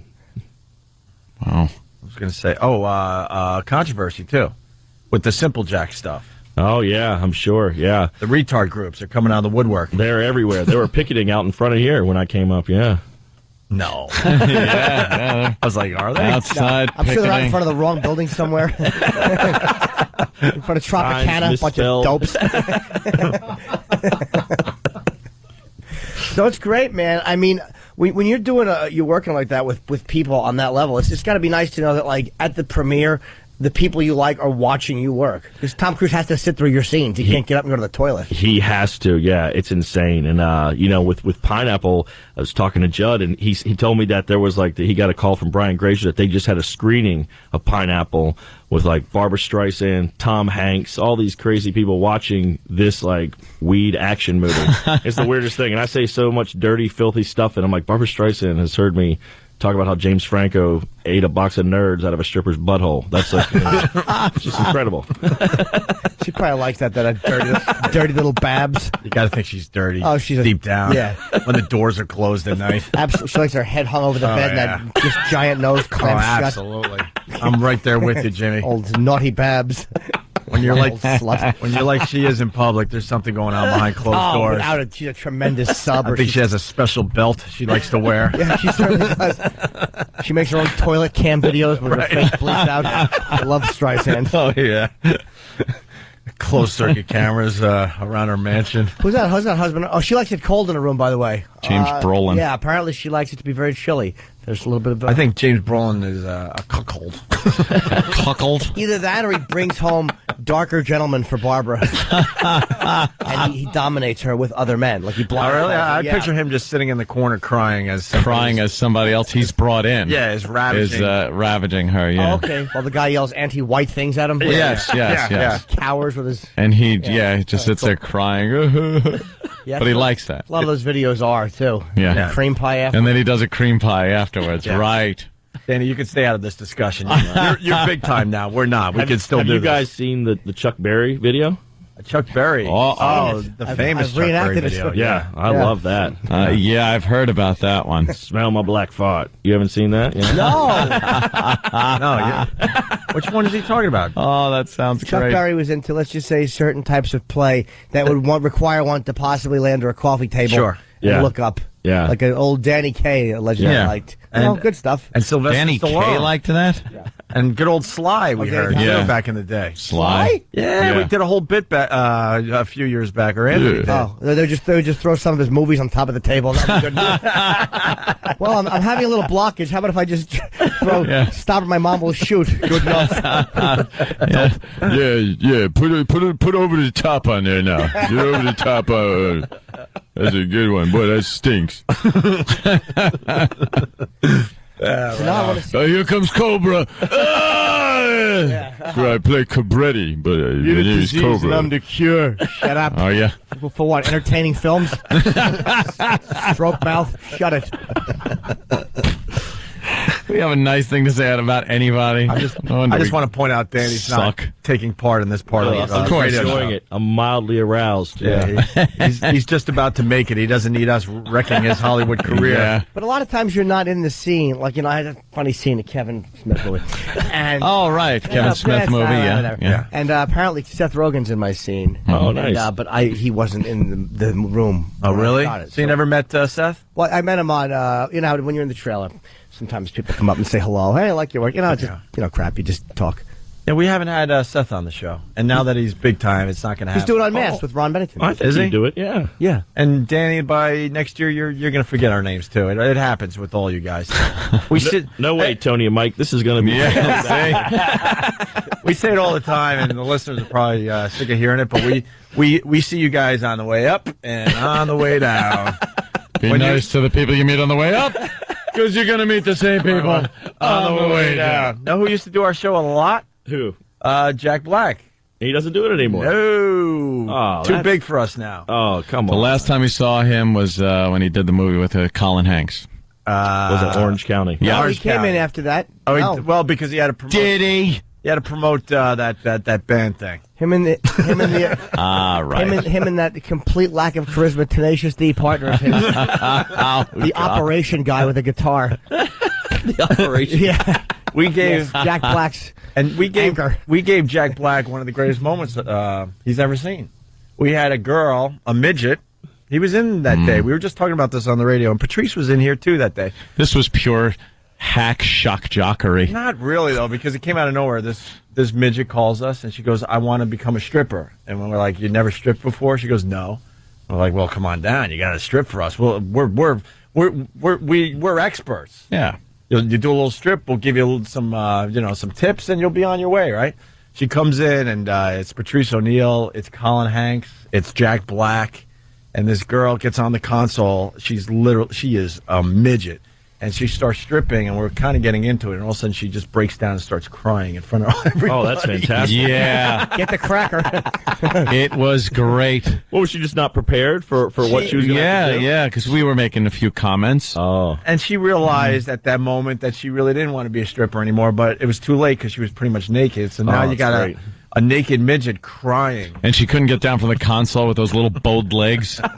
It was pretty sad because we had to wheel a chair up for her to step on to get up there, and we wheeled the chair away. So she's just staying up there, all bow-legged, naked, and crying. Oh, I have no idea why Jack Black wouldn't come back. That's crazy. I don't know. I think he enjoyed it in some sick way. Yeah, absolutely did. He can't admit that these days, I'm sure. But so you shooting anything now?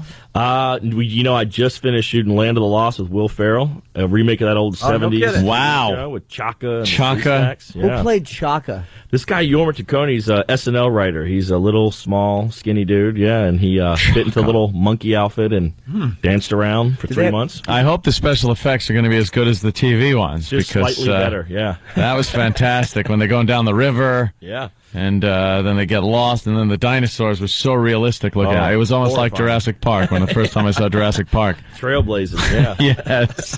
Did you put on the Sleestack shoes? I've always wanted to have Sleestack feet. Yeah, there are real Sleestacks in this movie, yeah. Oh, really? And they are horrifying, yeah. They move so slow and they hiss. Yeah, it's bad. It's a comedy, right? It is. You put Will Ferrell being chased by a T-Rex, and it tends to be funny, yeah. So wait, let me get this straight. So you're a funny guy trying to make it. You make Foot Fist Way. Somehow Will Ferrell sees the movie, helps you out there, and now you got a relationship, so now he brings you into this other movie. Into this huge, Just big like budget. that. Just like that. That's how it goes, I guess. That's how it happens. Yeah. It's nuts. This topsy-turvy world of Hollywood movie making. That's unbelievable. Just paid my student loans off. I'm going to hire 10 assistants tomorrow. Nice. I'm on my way. Blow it all. Take advice from MC Hammer. Yeah. Just big get a big entourage. posse, buy a lot of stuff, and then lose it and find Jesus. Well, it's not a true success story unless you end up with like a VH1, documentary made about how shitty everything got. Yeah. Yeah, how you completely messed your life up. Oh, but for us, those are so enjoyable to watch, man. Now look what he did now. What a dummy. It's funny because it's not me. MC Hammer thought he was going to just make that type of money for the next 20 years. Forever. Yeah. You got to live below your means just a little bit. Save a little for later. How much of his posse you think still calls him or hangs out? Well, None. Yeah, none, right. They took the money and ran. Go ahead, Jimmy. I'm looking at old Sleestack footage now. It makes me want to go out and see that movie. The Sleestacks were so awful. Oh, yeah. They're Big nuts. glassy black eyes. They weren't even fast. I want to hear the song, too. The Middle Land of the Lost song. Yeah. yeah. Marshall, Will, and Holly on a routine expedition. Yeah. That movie doesn't come out till next year, 2009. 15 years from now, it'll come out. And that girl was so ugly on that show. She wasn't even like a cute girl or anything. I met her. She came by the set one day. Really? Yeah. Yeah. Well, obviously all grown up. All did she look any better than? About the same. Yeah. I don't think she would have won you over. From Enough said. What noise would Chaka make? I hated Chaka when I was a boy. Yeah, I was hated terrified by him. Yeah, I hated him. Just sucked. Liked him. He'd come on and just ruin everything. Trying to have fun, laughs, and enjoy yourself, and Chaka spoils it. What's the noise? I don't remember. It's like he speaks this weird. Yeah, language it's like a called weird Pekuni. language. Yeah. How would he say like Chaka? Yeah. Chaka. That's it. Up. Is that what he was doing? Yeah, it's like some kind of retarded baby talk. I'd love to drill my fist into Chaka's little teeth. I would brain Chaka with a tire iron. Well, we gotta end this portion of the show. Danny McBride, it's a pleasure. You got 2 huge movies coming out, and it's got to be noted. The L.A. Times reported you as being the next big comedy star. Well, not too much pressure, huh? I'll take that for now, yeah. And then I'll go buy an Entourage and a bunch of MC Hammer pants, and we'll see where it ends up. Hammer time.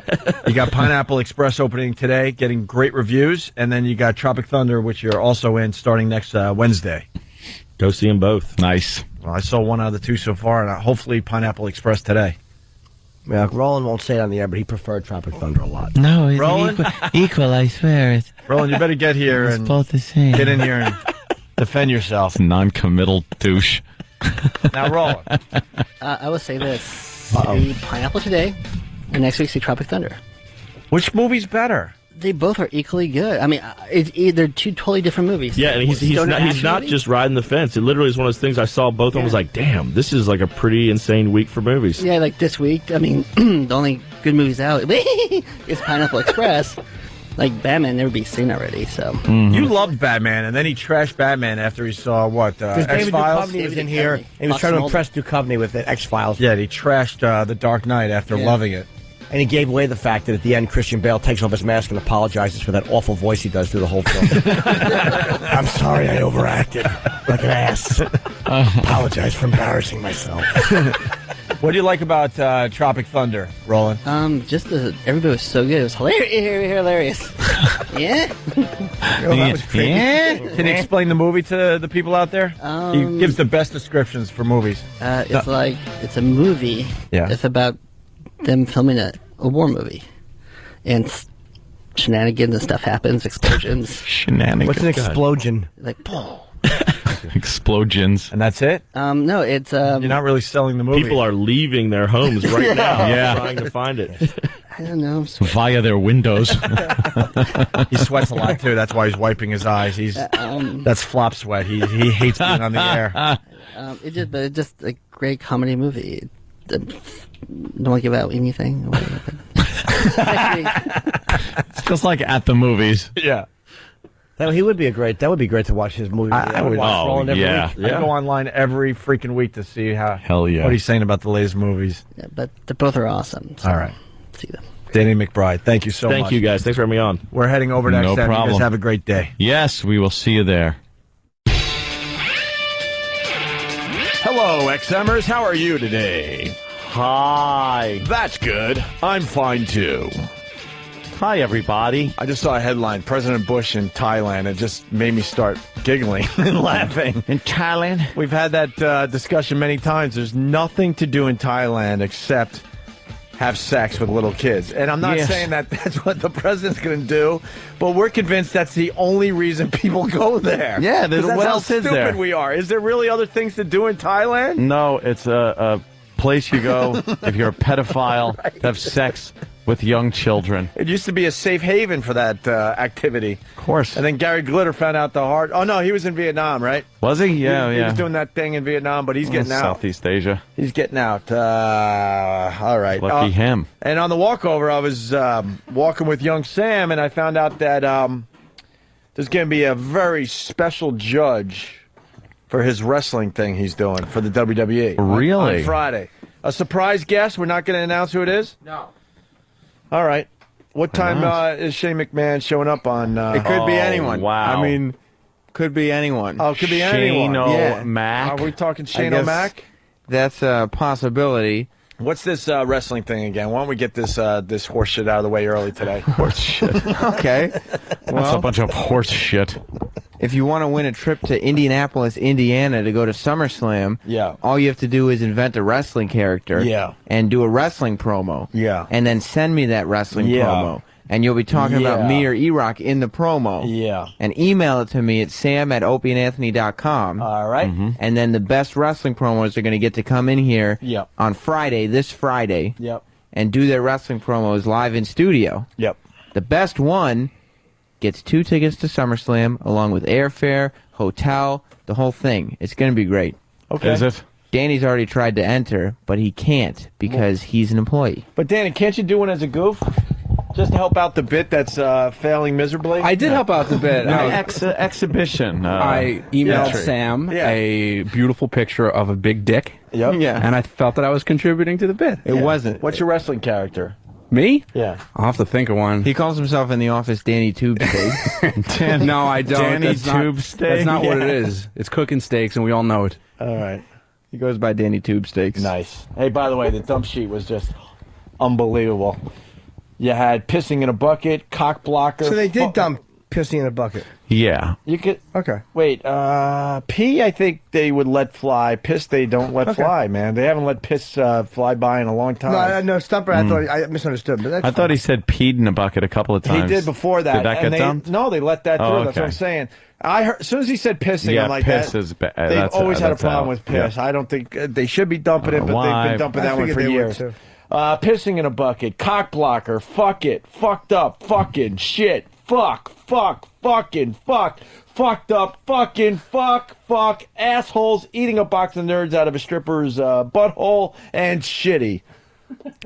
All of the above was dumped out of the regular radio portion of the Wow. Opie Anthony Show today. Big dump day for the show. Yeah. Oh, man, I was going to go to that guy. He said that Bubba had something to say about us yesterday. Oh, what could he possibly have to say? Getting under that fat fuck skin, it just makes me smile.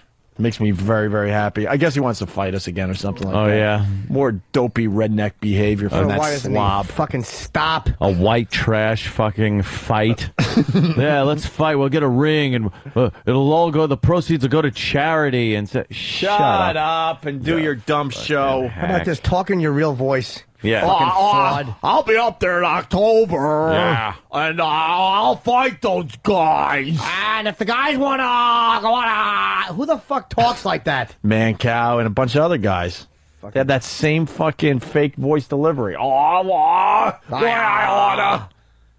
just shut up with your stupid redneck behavior and do your dumb radio show. Impossible. He's a stupid redneck. Yeah. What is it? What's he gonna do? Huh? What's he gonna do? He's a stupid redneck. That's the only way he knows how to act. That's what he does, right? That's all he does. That's all. All right, listen. I wish that guy, he'll call back maybe. Laura Ingram, totally frustrated with I loved her Fox. on Little House on the Prairie. No. She was, and then Paul would come and help. What? What was her real name? I forgot now. Laura Ingalls. Ingalls, right? Okay. I forgot. I liked when the littlest one tripped and fell on her face running down the hill at the beginning. Yeah. Always gave me a little chuckle. Sorry she got up. Hey, Jimmy, were you one of the people that went too far on the Bob Saget roast? Because that's getting some legs. With the Olsen twins, no, Yeah. I had one joke written for them, actually 2 jokes, and I didn't do either one of them because both of the concepts were like done by then. Okay. So I was like, why even do them? Saget has this weird thing for the Olsen twins. I think what happened was... Yes, he does. Like, because he's a filthy comic. We love him. But you make fun of the Olsen twins, he kind of steps back a little bit. I don't think Saget's really mad. I think that what Saget is just saying, hey, well, people went a little too far. And then sometimes you take something without inflection and you read it, it plays differently. Yeah. Like, some of them went too far. Like, yet that comes off as some of them went too far. You can read could the have been same. joking. Absolutely. Yeah. Or he's just saying that to protect them, because he knows them since they were little children. And I can almost understand that. He didn't give shit to any comedians. The comedians were fucking brutal. Yeah, I'm asking. That's why I'm trying to get to the bottom Gilbert of it, because was it seems brutal. a bit confusing. I bet. Really? Hilarious. Yeah. Hilarious, but brutal. And this thing's going to be on soon, right? The 17th, it looks like. That's crazy. All right. Which is nice. All right, let's move on. So we got Laura Ingraham. We got some behind-the-scenes audio when she was doing something for Fox. And it's pretty funny. She just loses her mind. We've been trying to get to this for weeks. Also, we got Daniel Gardner coming in, The Science of Fear. It's one of my favorite topics, actually. The culture of fear and all that. Yep. What the media does to scare the shit out of us. And he's got this book, The Science of Fear. We'll talk about that in a little bit.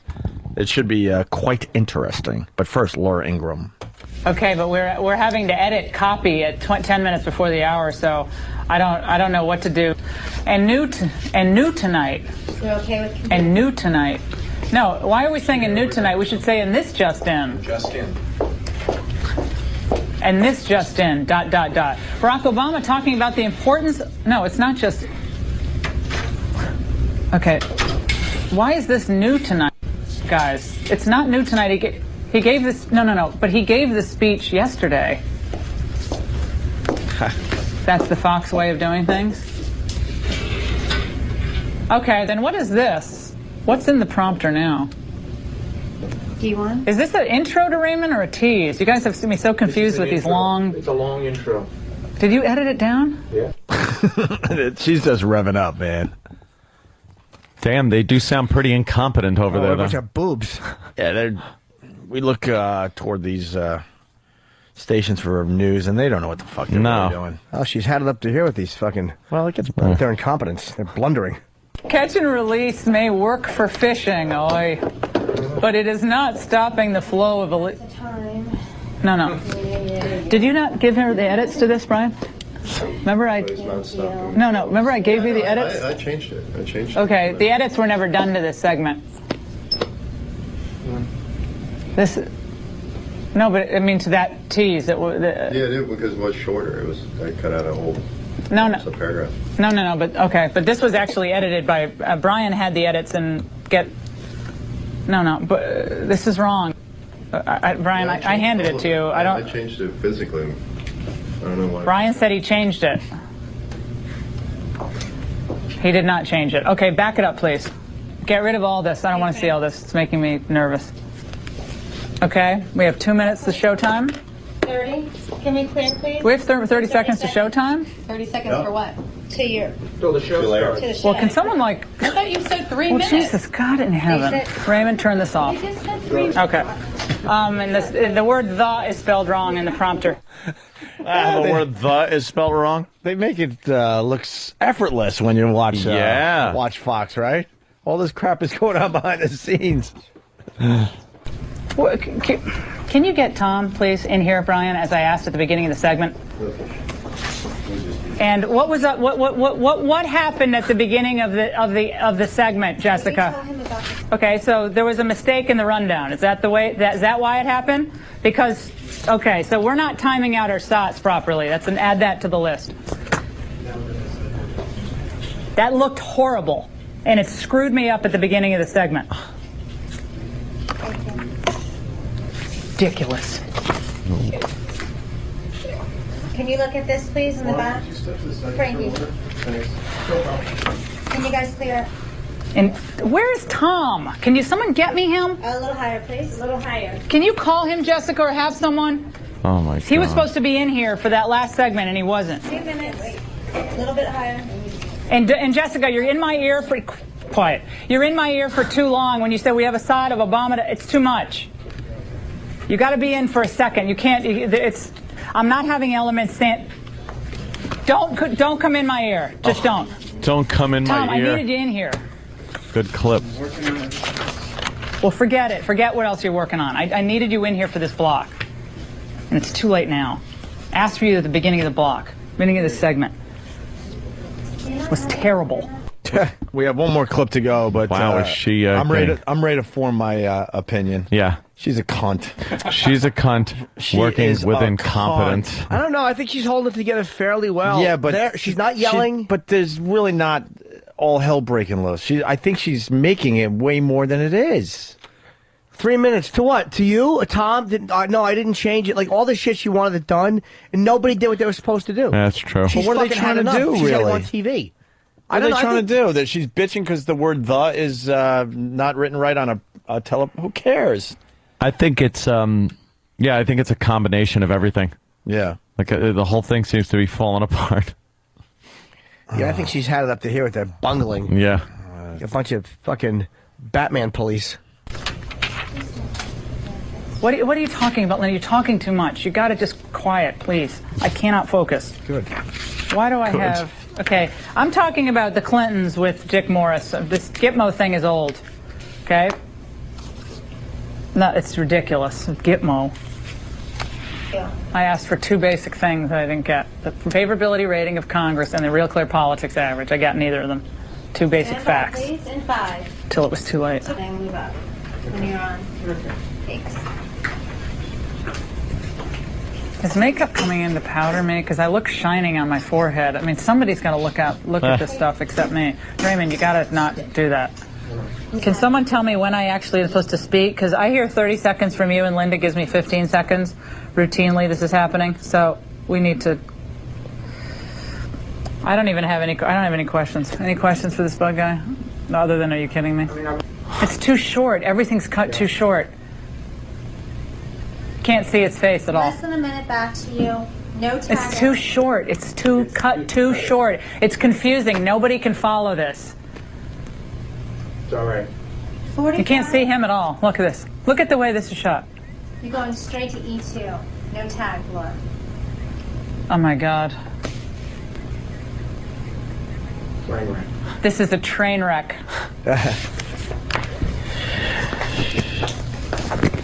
No questions. Nothing prepared. Ooh. You don't have to take that up. You're not clear. You just carry this out. Just get it off me, please. Okay. Whoa. She's had enough. A little angry. She's had enough. She wants shit done. Let's say hi to Mike on Long Island. Mike. Hey, I'm waiting for Laura to say, why would this work? It sounds like any day there at the studio with you guys. True. Are you trying to say that Laura works with a lot of E-Rocks? Possibly. Poor E-Rock. All right, thank you, sir. Let's go to Bob in Florida. Bob! Hey, what's going on, guys? Hi, yeah, Bob. What's up, Bob? I was just Bob here. I'm down here in Tampa, and I flipped over to Bubba's local show while you guys were doing the walkover, whatever. And there's a 17-year-old pest that calls him up. And really, Bubba tries to handle it, but those 2 other shit dicks, they get really, really pissed, and he really got under their skin today. If you can pull the audio on that, you'll love it. Oh, really? Awesome. Yeah, he wants to fight you. For real physical fight. Of course. Yeah, good. That's what you have to do when you're not funny. Right. See, that's the difference between a funny person who can come back and a hasty douchebag who fucking talks in a phony voice. I want to hit you. Shut up. Will he wear his duvet? Because that would be a little rough to hit him with all that padding from the fucking bedroom quilt he's wearing. I think he's probably already got enough padding. Trying to get through to him. Well said. Just call up. You guys are trying to sound like real tough guys, and the 17-year-old kid is just tearing him up. He's not a smart man. He's a stupid broadcaster. Yes. Just tell him to shut his fat fucking mouth and do his radio show. We didn't even know what Bubba was up to. I got to be honest with you. I had no clue. And then out of nowhere, he started taking shots at us. So of course we're going to attack back. And he continues to take shots at us. Shut your fucking mouth and do your dumb show. Just a big dumb fatso. Just a big fucking fatso. Dumb down your dumb show and shut the fuck up. He's trying to ride your coattails a little bit, but I love 2 days ago. He's like, we do things smart here.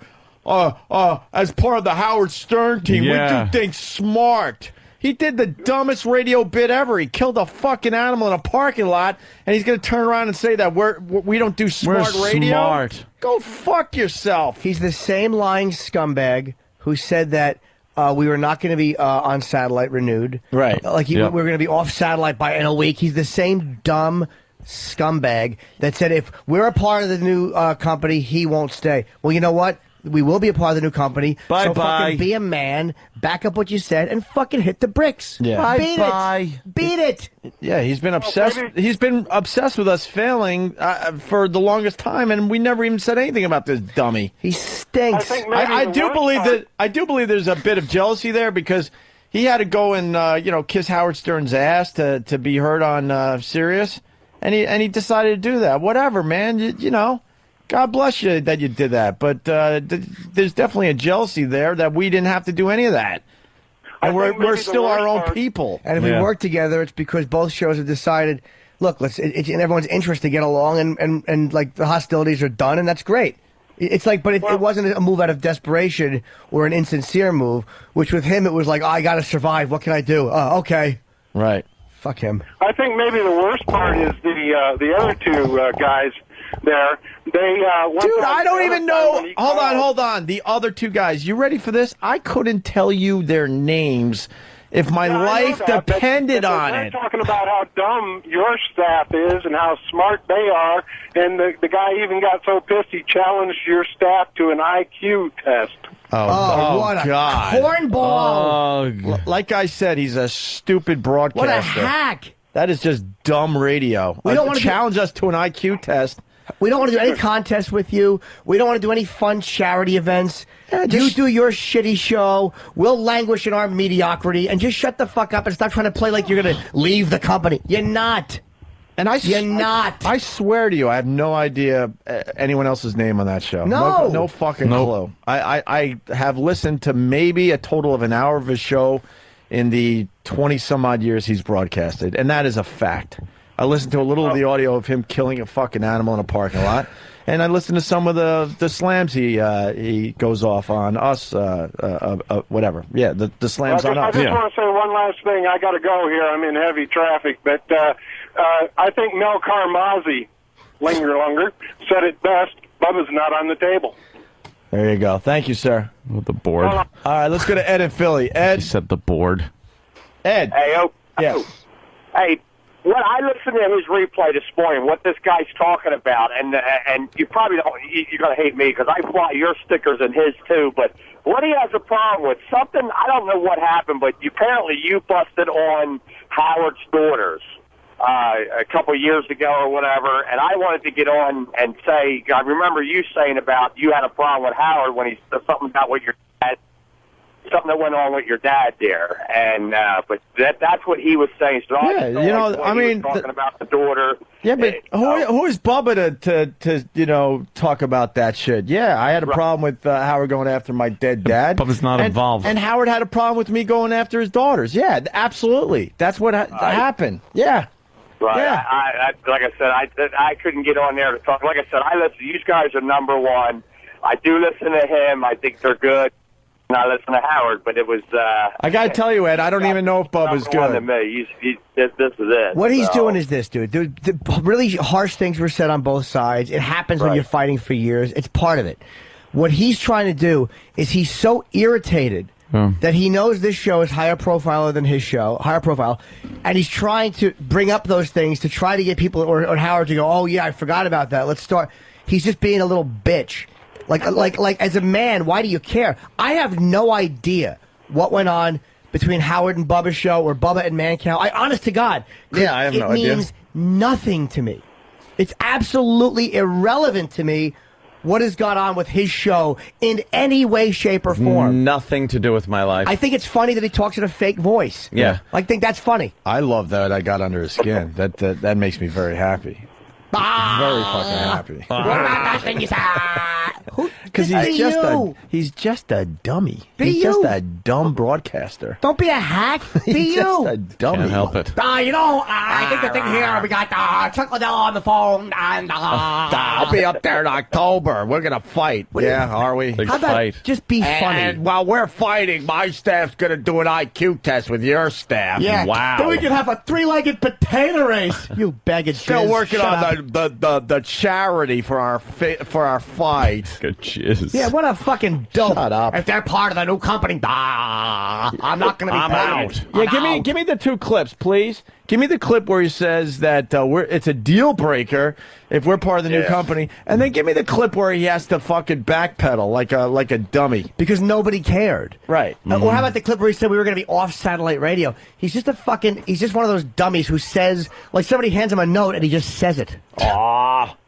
All right, thanks, Ed. Let's go to David in Alabama, man. David, what's up? Hey, guys, good morning. Good morning. Listen, two things. I have a quick Whip 'em Out Wednesday story. I finally thought I was getting my payoff. Dude and his chick, I guess, were on the back of a motorcycle, and this was a haggard-out biker chick, and, I was like, okay. And she pulls her shirt up, and I guess she had recently been mastectomized or whatever the word is. Ugh. So she pulled her shirt up, and there was one of them gone, and it looked like the top of like a Chinese dumpling, just puckered skin. Oh, nice. They just cackled and cackled as they rode off. Nice. The other thing is I lived in Florida for a long while, and I used to listen to, for lack of better radio, on terrestrial radio, his local station there.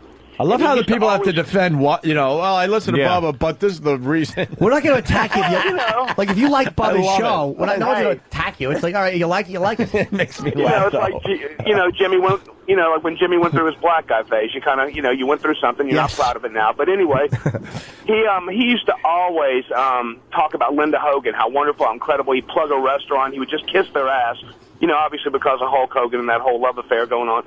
But he would just rant and rave, she's an incredible this and incredible that.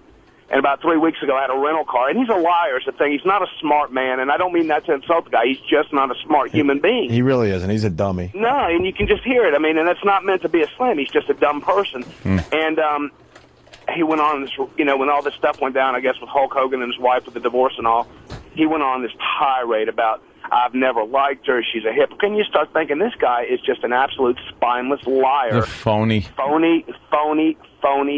ass-kissing liar. Sounds to me like this guy's a phony baloney. You don't like somebody. Dude, you could be redneck funny and be successful at it, but that's not too impressive in my book. This he's redneck funny, he got a little niche for himself, but he's just a dumb guy. I just don't respect him because of that horseshit posturing. Like, it's a deal breaker. No one cares.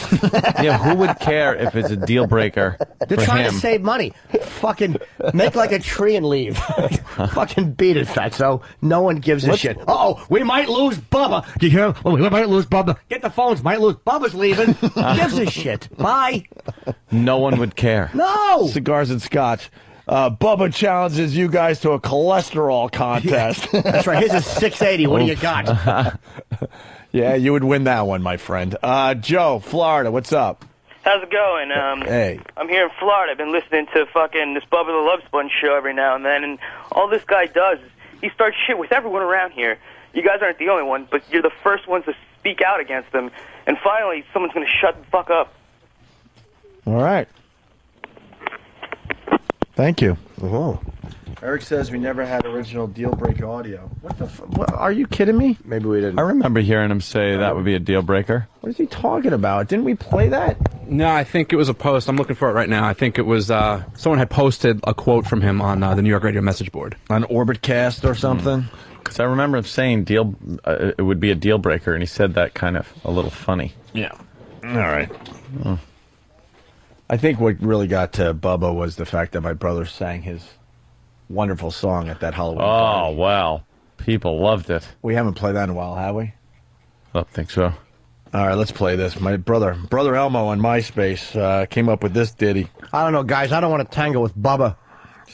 He might beat us up in the octagon and then have an IQ test and shut up.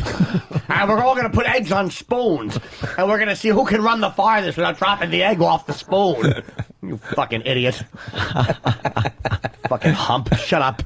Patrick on Long Island, what's And we're up? all going to bake cookies. And the people are going to taste the cookies and judge who's the best baker on the staff. Morning, fellas. I got to correct Jimmy. It's make like a tree and get out of here. Ah, much better. Ah, very good. And, if you guys have an IQ test with Bubba's staff, you got to bring Boston as a rigger with his 140. Yeah, the 140 would help us out in the IQ challenge. Absolutely. Thank you, sir. You're right about that. Let's say hi to Corinne in Jersey. Corinne? Hey, guys, I think you should fly over Sirius Radio in a hot air balloon and drop bombs on them. Are you Like suggesting bra it's bombs? time for another bra bombing? Bra bombing? I'm in. Yeah, all right. Here's my brother's song. I think this is what really got to Bubba. What happened? I was just pointing at the book because I believe our guest is here. I was just showing you that I think our guest Ooh. is here. I didn't know that. That hack? No, he's very good. Yeah, My we're gonna talk goodness. What? We're going to talk to Daniel Gardner next. The Science of Fear. It's a topic I love discussing, and he's got a book about that, and we'll do that next. But first, my brother's song about Bubba. Listen to these pipes, boys. Yeah! Oh! There you go. Oh! Oh, look at the fleet of feet. Irish people can't dance. Dusty Tom Community! That fucking Bubba the Worst Roach is stuffing his face with being! Fucking Bubba the Worst Roach is a cunt! He's a cunt! He's a cunt! We hate him! Bubba, you fucking cunt! You're a cunt! You're a fucking cunt! Cunt! Cunt! Cunt! Cunt! God! God! Bubba is a cunt! Bubba is a cunt! Bubba is a cunt! Bubba is a cunt! Bubba is a cunt! Bubba is a cunt! Bubba is a cunt! Bubba is a cunt! Bubba is a cunt! Bubba is a cunt!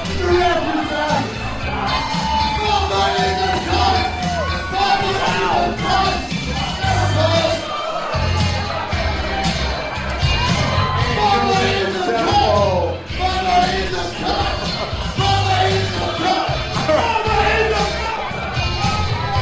Oh, he's doing crowd work.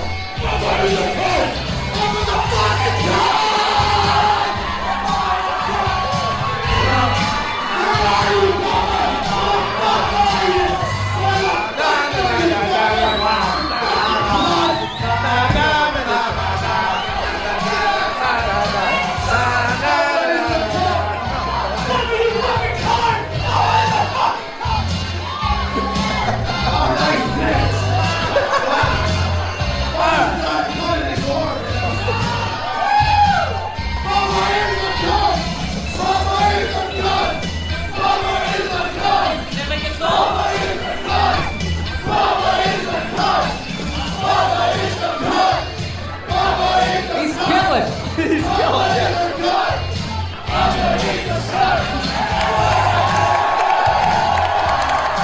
Now he made that his own. He really did. Yeah. A lot of guys can't leave the song and improv and come back in the way you're supposed to, but you know.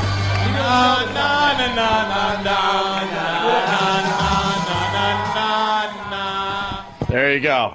I just love the guy trying to hold it together by chiming in with the na-na-na, just trying to bring it back home. I know. Yeah, no like kidding. it's just going to go into the original version. Yeah. After all that.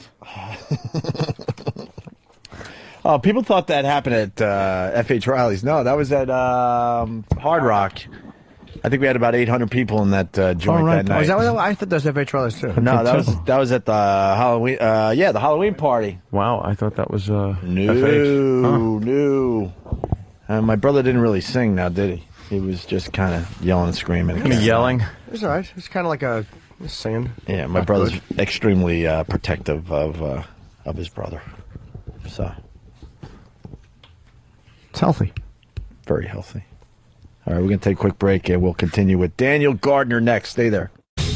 We're back with the Opie and Anthony Show. Yeah. And entering our studio, Daniel Gardner, the author of The Science of Fear, Why We Fear the Things We Shouldn't and Put Ourselves in Greater Danger. I love this topic. That's interesting because, as you know, I have been dubbed paranoid, a scaredy cat. I've been called that. But not because of the media. Yeah. Oh, really? The media scares you? Well, that's what a lot of people said. I've been affected by the media with things like home invasion reports and whatnot.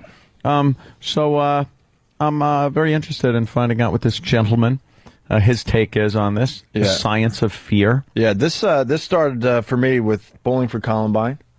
And then there was a book that they referenced a lot in that movie called The Culture of Fear. I read every single page of that book, and I've been obsessed with it ever since. And now when I watch TV, I watch it very, very differently because I realize they're tricks, they're trickery. Newsertainment, I call it, because sure, you know, it's not like the old days where Cronkite got there. It was a desk, a clock, and he told you the news.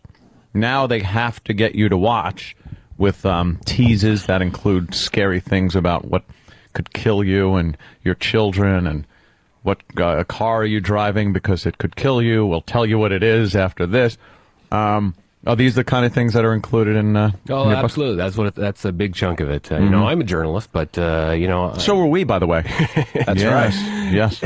Occasionally we, you know, change hats from shock jockery to journalists, but yeah, no, the media have to take a big chunk of the responsibility. In the book, basically, I talk about three factors. One is, the biggest is psychology.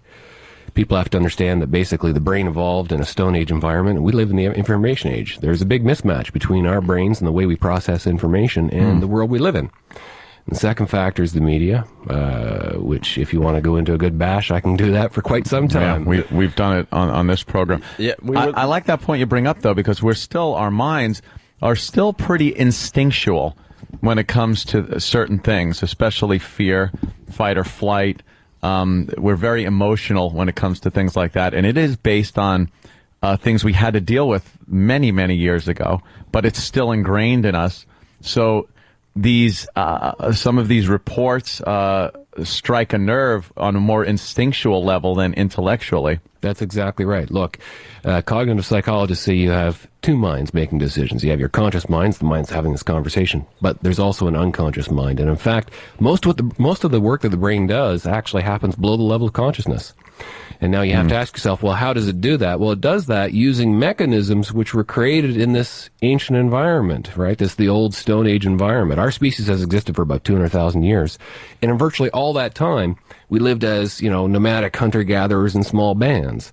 And so your unconscious mind is really well wired for that environment. But unfortunately, we don't live in that environment. We sit down, we turn on the evening news, and what do you see? You see live images broadcast by satellite of, you know, freaky, horrible tragedies, unusual stories from around the planet. And the brain that's processing this information is exactly the same as the brain of a caveman. I mean, quite literally. Oh, wow. Our ability to invent technology that can bring us so much information has definitely outpaced our evolution of our own minds. Yeah, exactly. Look, the technology has changed, the brain has not. Your brain, my brain, is exactly the same in its fundamentals as the brain of a caveman 20,000 years ago. You do get this visceral reaction sometimes to certain things you see on television, especially when it comes to violence. Yeah. War footage, beheadings, things like that. It affects you very deeply on an emotional level that goes well beyond the intellectual level. That is the unconscious mind talking to you, because by definition, you're not aware of what's happening in the unconscious mind. But the unconscious mind communicates to consciousness. And it communicates in the form of emotions, feelings, intuitions, hunches.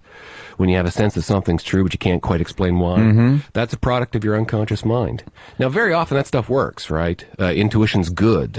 You know, if it didn't work, it wouldn't be wired into us. Right. The problem is, as I say, you know, the information environment has changed, and so we get things wrong. A great example of this is parents are afraid of having their children abducted by strangers, right? I've got young kids. Every parent everywhere in the Western world. I've been doing interviews for this book all across the Western world. You hear exactly the same story. You know, before we used to let the kids out and let them run around and play loose.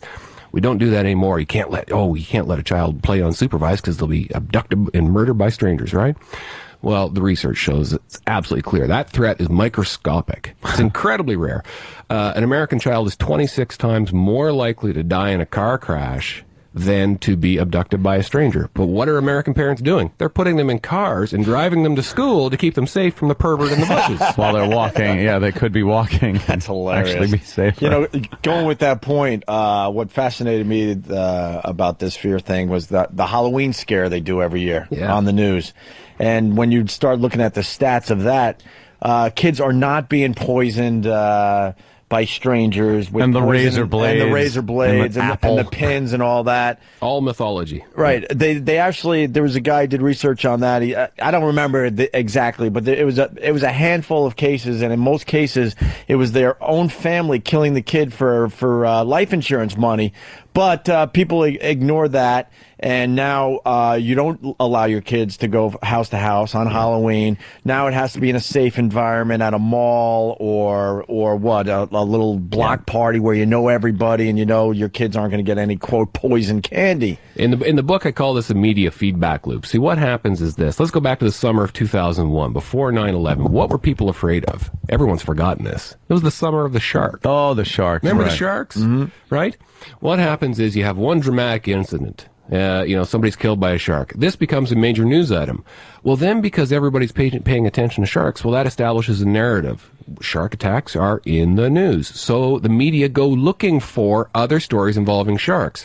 And even if there's, the shark takes a swipe at somebody's foot, which is a really minor story that normally wouldn't make it into the news, now because it's an established narrative, it makes it into the news. Mm-hmm. And then because you start to pile up these other minor incidents, you got a whole bunch of incidents. And then it looks like, oh boy, this looks like a trend. Mm-hmm. And then, so it feeds on itself. And then they do a story about the trend and how, oh my God, look at how many attacks there have been. Takes on a life of its own. Exactly. My brother's a marine biologist, so between knowing this culture of fear and getting knowledge from my brother, I'm still scared to go into the ocean anyway. So there are monsters down there. That one still gets me, and I love going in the ocean, but I'm always looking over my shoulder like, all right, where is this fucking shark? That's your unconscious mind. You can't turn it off. You can't turn it off. Look, I'm a parent. I have young children.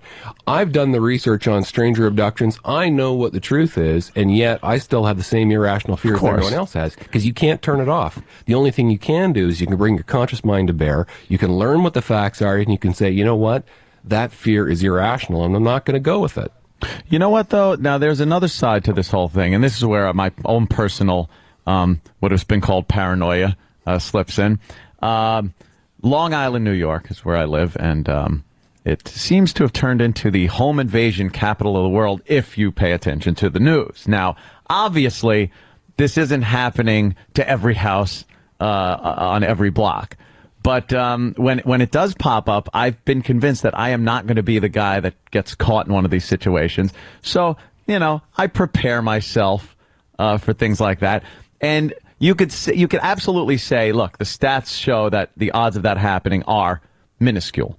But that guy that's getting that phone cord wrapped around his neck while he's watching his family be beaten, it did happen to him. So, where do you draw the line between statistically this is insignificant and, all right, someone wins lotto every so often, Yep. It's a very hard line to... It's actually pretty simple. It's simple, it's pragmatic. You simply have to ask yourself, what's the cost? What's the cost of paying attention to this risk, and what's the cost of actually responding to it?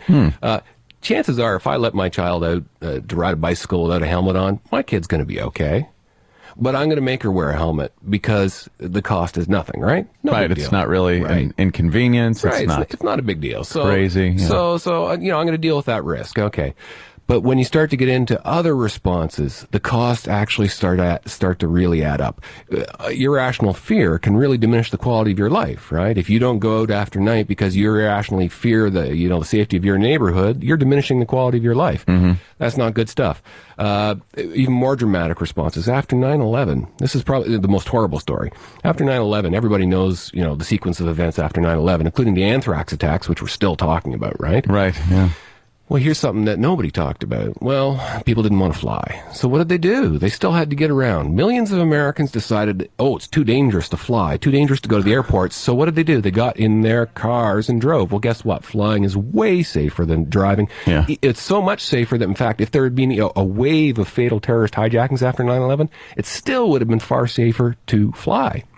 But because you have millions of Americans making the switch. Now, if you're one person and you make the switch, you're probably going to be okay because driving's not that dangerous, right? But if you have millions of people doing this thing, it's a pretty predictable result, right? As you say, somebody's going to lose the lottery, right? Okay? And in fact, researchers have crunched the numbers, and what they've determined is that this switch from flying to driving lasted for about 1 year after 9/11. And in that time, because of that irrational fear, 1,595 people died on American roads who would not have died had they flown instead. So there was that many more deaths above the average, is what you're saying. Exactly right. But tell those people on September 12th to get on a plane. But that's the other side of the brain that we're learning about today. But, I'm going to cut people slack. For weeks after 9/11, I understand. I'm not a Vulcan here. Weeks after 9/11, everybody felt the same way, right? But the point is that this switch from flying to driving actually lasted for a year. And 6 months after 9/11, where were politicians saying, hey, everybody, calm down? What's the actual risk to an average American? How likely is it that the average American will be killed by a terrorist? It's incredibly unlikely. The average American is far more likely to drown in a bathtub than to be killed by a terrorist. When was the last time you heard a politician say that? Yeah. They don't want to be, but they don't want to be the guy that says that, and then the next day there's a bomb in their city. That's exactly right. It's a political calculation. It's a political calculation, and I understand the political calculation, but it's a lack of leadership. It would have helped Americans if somebody had said, you know what, terrorism is serious. We're going to get the bad guys. We're going to take this seriously, but it's important for everybody to calm down because the risk to any one person is minuscule. Yeah, throw some stats at us. You know what you've got me scared to do? Drive home and take a bath. That's I'm petrified now.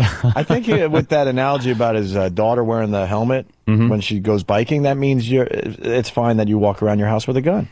Well, because that's what he does. So. I do like my guns. But it takes the, I know flying is a lot safer. I do know that. But I will drive over flying every single time if I can because it just relieves that stress and anxiety I feel leading up to my flight.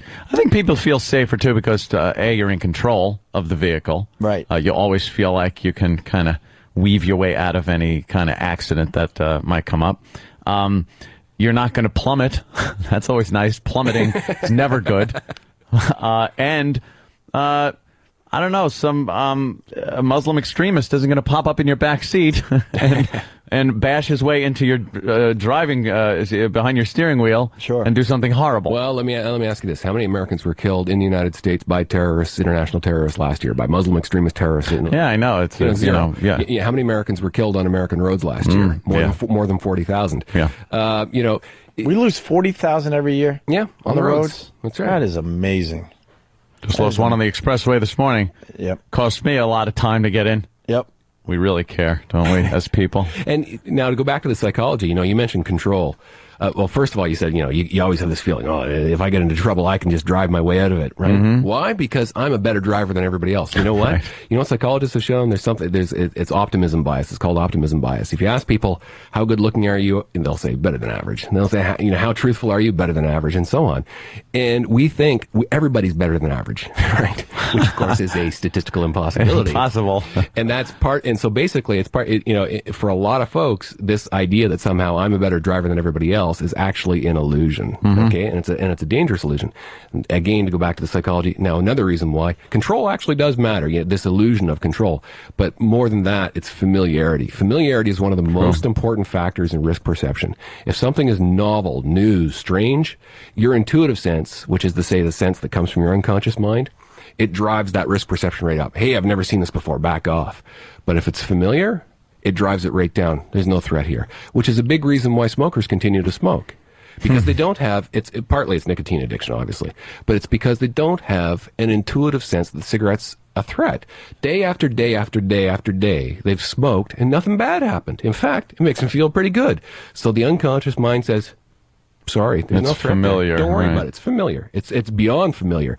Chain smokers, sometimes they won't even realize that there's a cigarette in their hands, right? That's the unconscious mind. That's the brain saying, there's no threat here. Ignore it. Wow. So what do you do with we're inundated every day with just horrible images on the news and fear and like I said, the teases of death and destruction at your doorstep and in your house, products you buy. What do you do? How do you deal with that? Logically. Well, you pick up a copy of The Science of Fear by Daniel Gardner. Yeah. Why we fear the things we shouldn't and put ourselves in greater danger. That's what you do. Published by Dutton, available everywhere. That's what you do. That's a brilliant idea.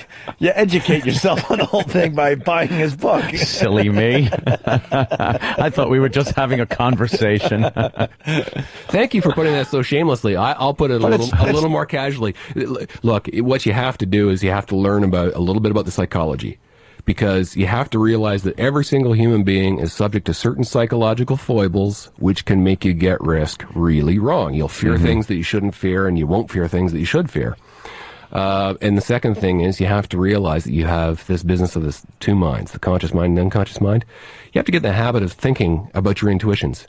What psychologists have found is that when you have a strong intuition that something is true, you won't examine it. This is true for educated, intelligent people who think that, they're too clever for this stuff. Not true. This is a natural way of dealing with things. If we have a strong intuition that something is true, we'll just go with our gut.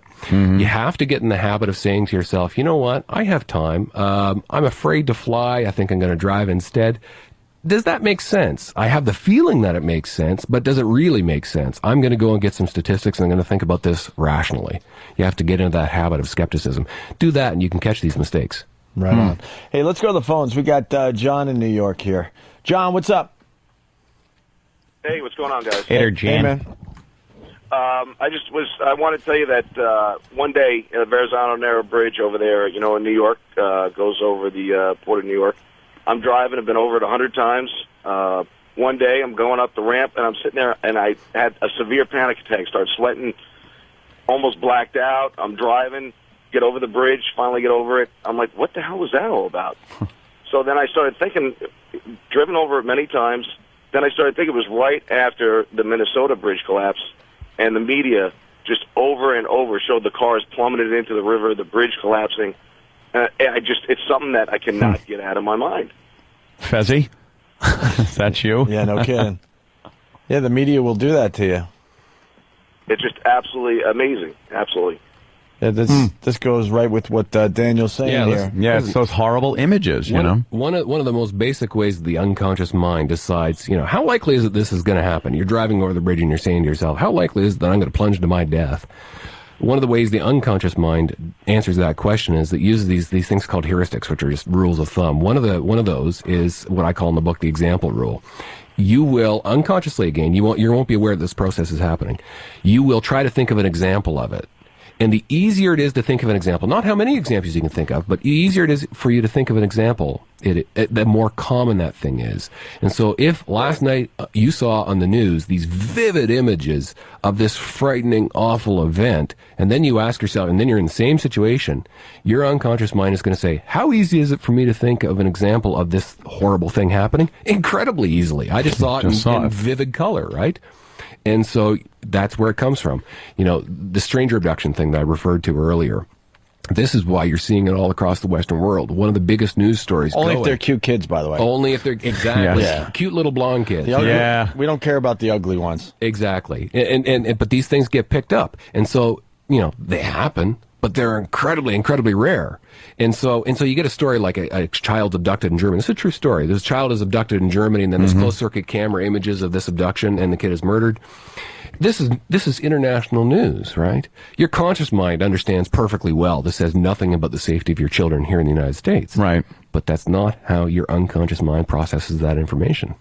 And here's the thing: it would be tough for you to rewire your brain to think differently when it comes to all this stuff. But what the big sin is the fact that the media knows that the average person thinks this way, and they take advantage of it for ratings and revenue and whatnot. Okay. You want to discuss that a little bit? Here's where I'm going to disagree slightly. To some extent, that's true. There's no question. There's lots of individuals and organizations who profit from the promotion of fear, and there's no question that the media are among them. Mm-hmm. But I think there's actually something more profound going on. Why is it that the media always grab the sensational, the dramatic, the whatever type of story? And at the same time, they don't tell you the statistics. They don't tell you diabetes, asthma. These things kill people by the tens of thousands. You never see stories about them. Mm-hmm. So why is it that they do what they do? I argue in the book that it's about evolutionary psychology. Evolutionary psychologists say that we are hardwired for stories. We like telling stories. We like hearing stories. We have no similar hardwiring for numbers. Numbers have no emotional content. They don't move us. We have no intuitive grasp of numbers. Okay, but what's a story exactly? Well, whether it's the evening news or you're talking about a Hollywood movie or a novel or Shakespeare or the Bible or whatever, a story is always the same thing. It's about individual identifiable people. It's got novelty. It's a little bit different. It's got drama and conflict and big emotions. And the more it has those qualities, the better the story is, right? Mm-hmm. So, for instance, Christina Applegate, 36 years old, gets breast cancer. We all know her. She's good to look at. She's a young woman, so this is particularly tragic. This is a particularly powerful, emotional story. So, of course, this is international news all over the world.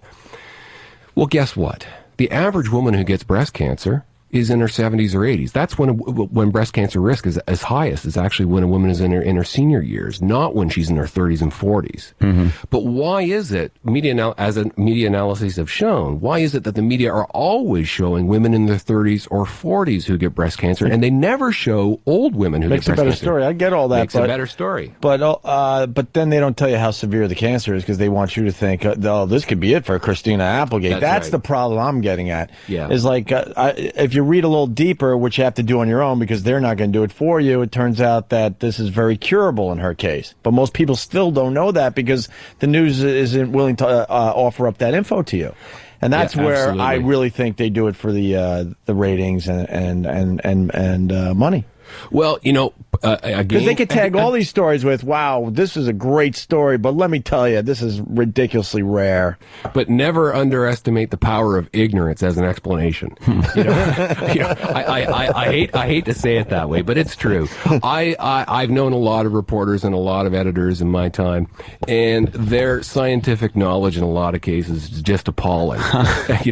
Public misconceptions. If the public has a misconception, a scientific misconception, there's a real good chance that reporters share that misconception. So that they're repeating it not necessarily because they want to juice the story, but because they don't know any better. We make fun of the local news all the time. And growing up, I thought, wow, they have to be scholars, these people. They're giving us the news. Just reading. And you realize they're just a bunch of dopes like we are watching the damn thing. Reading off the teleprompter and just kind of... just going with it and assuming what they're about to read is real and then that someone proofread it and checked their facts. No. And we love the local tie-in to any story, any horrible story, no matter where it is in the world. They will try to somehow localize it. Could it happen here? We'll let you know. And that's another tactic that... that was after the Indian Ocean tsunami. That was my favorite. Right, yeah. Could a tsunami happen in Saskatchewan? We'll tell you at 5 o'clock. They were showing, like, graphics, computer graphics, computer images, CGI, of what New York City would look like if it was hit by a tsunami. You're kidding. Now, there was no reason to show that, but they were showing it, and they were like, here's what it would look like. Yeah. And it's just there to shake you up a little bit. Even better than what Anthony was just saying. They're talking about global warming and all that and how the ice caps are going to melt and New York City is going to be underwater, right? So they show what that's going to look like with cars actually floating in the middle of like Broadway and subway stations completely flooded. Like, we wouldn't figure this out as it's going on. Would we attempt to build a big wall? What would we do? We wouldn't just sit there. Well, the last resort would be to probably get your car out of the city when the water's maybe 2 inches high. It's almost like, it's not going to happen instantly. They're basically saying that, we see a puddle that doesn't look too normal and is getting bigger slowly but surely, and we still sit there and do nothing. The global warming thing is just the latest in the real kind of let's scare the crap out of everybody. Running out of oil, that's another thing. People love to jump on that one. Hey, we're running out. There's just none going to be left. And then they paint this picture of us going back to some covered wagon scenario. And it's all just based in let's scare these people so they watch the news.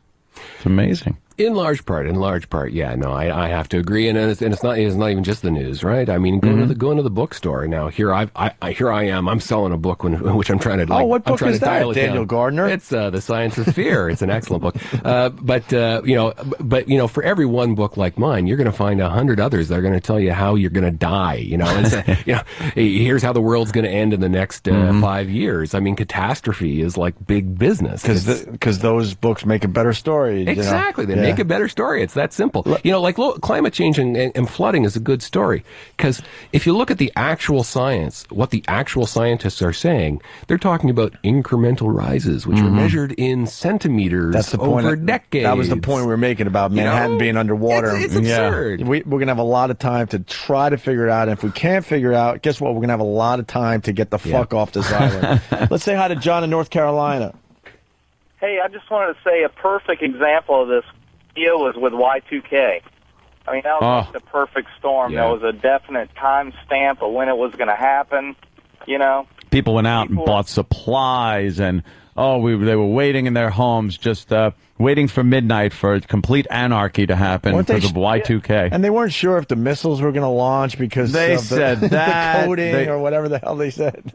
It got so bad, and then Happy New Year, and nothing happened. Not one problem. And there were crickets outside your house.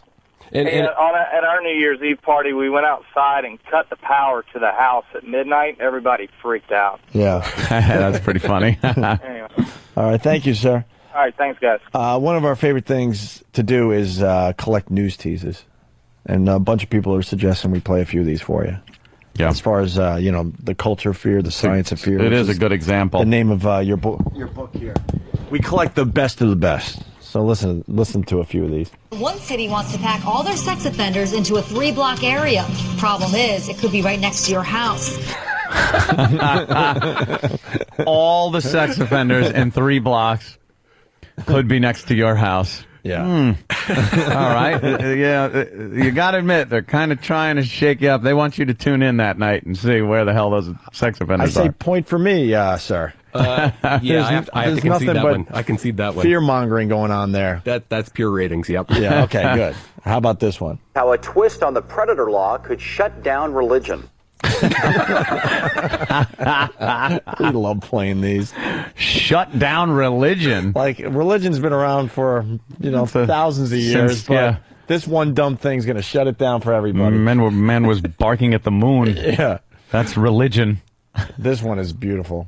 Could frequent hiccups be a sign of cancer? Watch News 8 at 10. These are real. That is, how do you watch that and go, what? Oh, my God. Frequent hiccups, a sign of cancer. Yeah. Meanwhile, you're hiccuping, waiting for 11 o'clock, biting your fingernails off. Yeah, and they know that you're tuning in, but they're going to get to it after sports, after you watch for 28 minutes. I love this stuff. Are You Normal? Thursday at 11 on News 8. What does that even mean? Are you sure that's not from The Simpsons? I know, doesn't it sound like these can't possibly be real? But, man, they are. I'm keeping track. No points for you. It's a shutout so far, sir. I love these. The problem solvers have uncovered sexual predators sent to live in our nursing homes. Do you really know who's living down the hall? Could this happen to your mother? Yeah. Dare to dream, Mom. Yeah. And then we're almost done here. The problem solvers have the problem. problem. Sorry about that. Could your house be making you fat? Tomorrow, CBS 2 News at 5. How do they not just crack up tape of these? Your house be making you fat. Boy. And the ingredients in shampoo that can make a boy develop breasts. Tonight at 10. This is like Kentucky Fried Movie stuff. Yeah. This is real news teasers. It's like if you're a father, you're checking out what shampoo that is so your son's not getting beat up in school. Yeah. And finally, fondled. Sex offenders may be in your house at 11. So take a look around. Check those closets. That's truly amazing. Actually, I have a simple rule of thumb. It didn't. I was convinced this phrase was going to pop up. Danger lurks. Anytime you hear a news story in which you hear the phrase "danger lurks," don't pay any attention. Danger lurks. Yeah, the one they do a lot. Popular toy that your kid is playing with. Could be very dangerous to their health. Could be dangerous. And we always say, why don't you give the parents a break and tell them the toy right No, they'll away? just say, is your child playing with it now? Now in the other room? Well, we'll tell you what toy at 11, and it's 2 in the afternoon. You're like, I got to wait 9 hours? Lock the kid in his closet and don't let him play with anything. But it is just pure let's go with fear-mongering. Zach in Colorado. Zach, what's up? Hey, man, I was just going to tell you guys, the oil scare thing that we have right now, it drives me nuts. Out here in western Colorado, we got more oil than fucking Saudi Arabia, but no one wants to drill it. And so they're telling everyone we're running out of oil, and it's fucking sitting right underneath our feet. Really? Really? Really, Jed Clampett? How do you know for sure? Well, he was hunting for some food, and up from the ground came a bubbling crude. I believe. Let's say hi to Chuck in Cleveland. Chuck. Hey, how you doing? Hey, man. Good, Chuck. Hey, I got a real problem out here. I'm a dog trainer, and what we have is every time we have a vicious dog attack, if it's a German Shepherd or something else, it goes completely unnoticed. If it's anything that looks anything like a pit bull, it gets media attention all over the place, and we have such a high foreclosure rate and some other issues going on in Cleveland that we just get an influx of dogs in the pound, and they're not. Our laws say we're not allowed to take dogs out of the pound if they're pit bulls, and so it's just the media really causes a big problem. And if you look at the statistics on these dog bites, there is the pit bull or what they call a pit bull, which is 6 different breeds of dogs. It's very, very low in comparison to any other breed or any other incident with child fatality or whatever. But the media really does disservice to a lot of great family dogs and just people who want to have a particular dog, and they just end up in the pound getting euthanized without any chance of adoption. So I think it's really a disservice by the media to do that to us. Yeah, listen. One of the biggest and most important concepts I think to come out of cognitive psychology is something called confirmation bias. Once we believe something, this is true of everybody. Once we believe something, we embrace information that supports that belief, and we tend to belittle or ignore information that disputes that belief. Well, if you look at the way the media behave, in fact, it's one giant ball of confirmation bias. Because once they believe something is true, once you have an established narrative, and pit bulls are a classic example. Yeah. Stories that support that narrative, they go to the front of the line. Stories that are contrary to that narrative, they get ignored. Same thing happened with terrorism. Remember after the Oklahoma City bombing? The standard narrative on terrorism was angry white guy and militia, right? Right. And we had endless numbers of stories about angry white guys and militias. Then along comes 9/11. The narrative changes, and now it's about Islamic nut bars, right? Well, guess what happened? In the last couple of years, there have actually been incidents, including one in Oklahoma, in which a suicide bomber, blew himself up outside a football stadium. Not carried anywhere, not reported anywhere. Why not? Because it was an angry white guy. Oh. Yeah. Not a Muslim. It didn't fit the narrative, and so it wasn't reported. If it had happened in 1998, it would have been international news. Right. Hey, thanks, guys. All right, sir. Thank you. Oh, yeah, this is a great one. We love this one, too. Paul in Michigan. Good morning, guys. How are you? Pretty good, Paul. All right. Have you ever noticed that every single time somebody shoots up a mall or a store and at some point mentions a video game, the media just explodes with this, is violent video games messing up your children? It's an epidemic whenever anything involving video games is mentioned, and the media just clamps right onto it.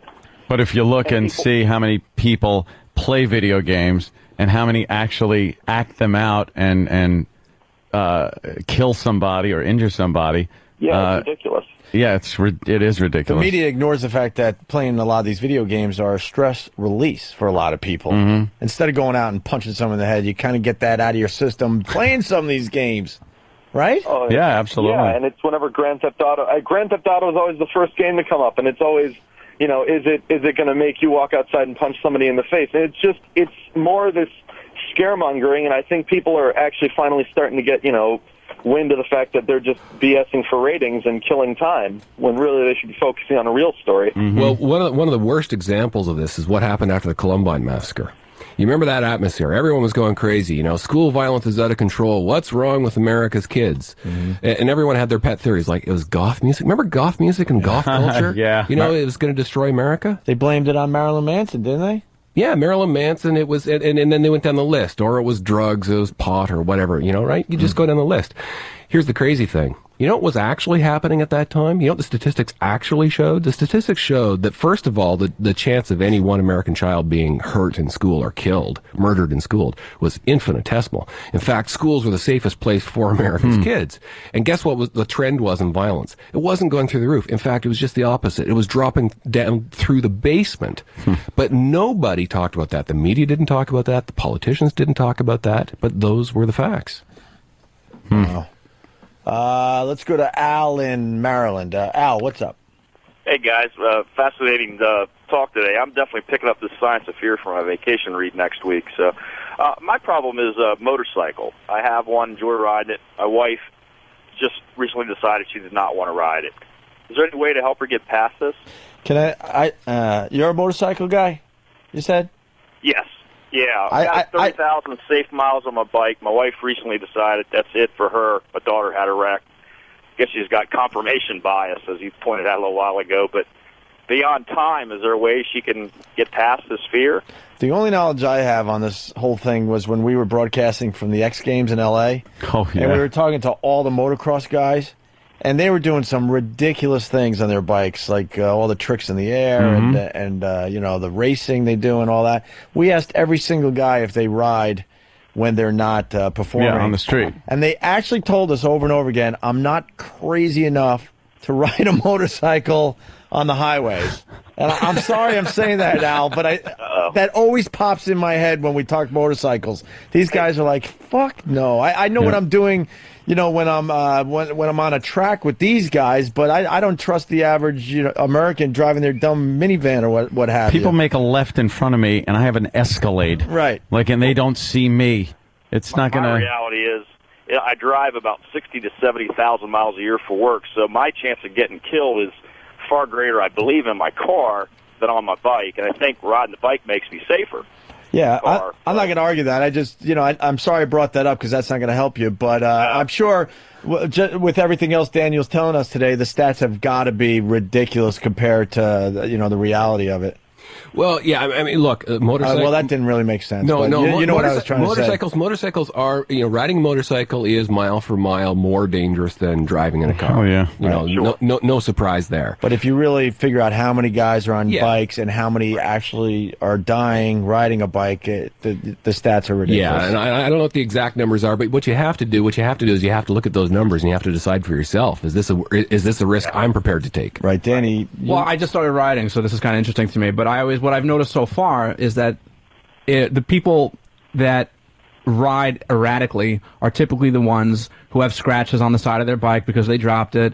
They're the ones that are what's called lane splitting when they're in between two lanes of cars. Those are the people that most likely get into these accidents. Me, I drive like a big pussy on my because I know how dangerous it is. So I sit there. I don't weave in and out of traffic. I drive on my bike like I would drive if I was in my car. But you're new at it too, so in time you'll start. Yeah, but just because pulling those shenanigans. Because those are the people where I see videos on on all the disgusting sites that I go to. Those are always the guys where where the end photo is just a guy's head looking like hamburger meat, and it's just like, well, that's not going to be me. When I see sport bikes whizzing past me doing 90 on a side street, I'm like, well, you could die. You'll be the guy in the paper tomorrow, not me. Yeah. How about the guys doing the wheelies?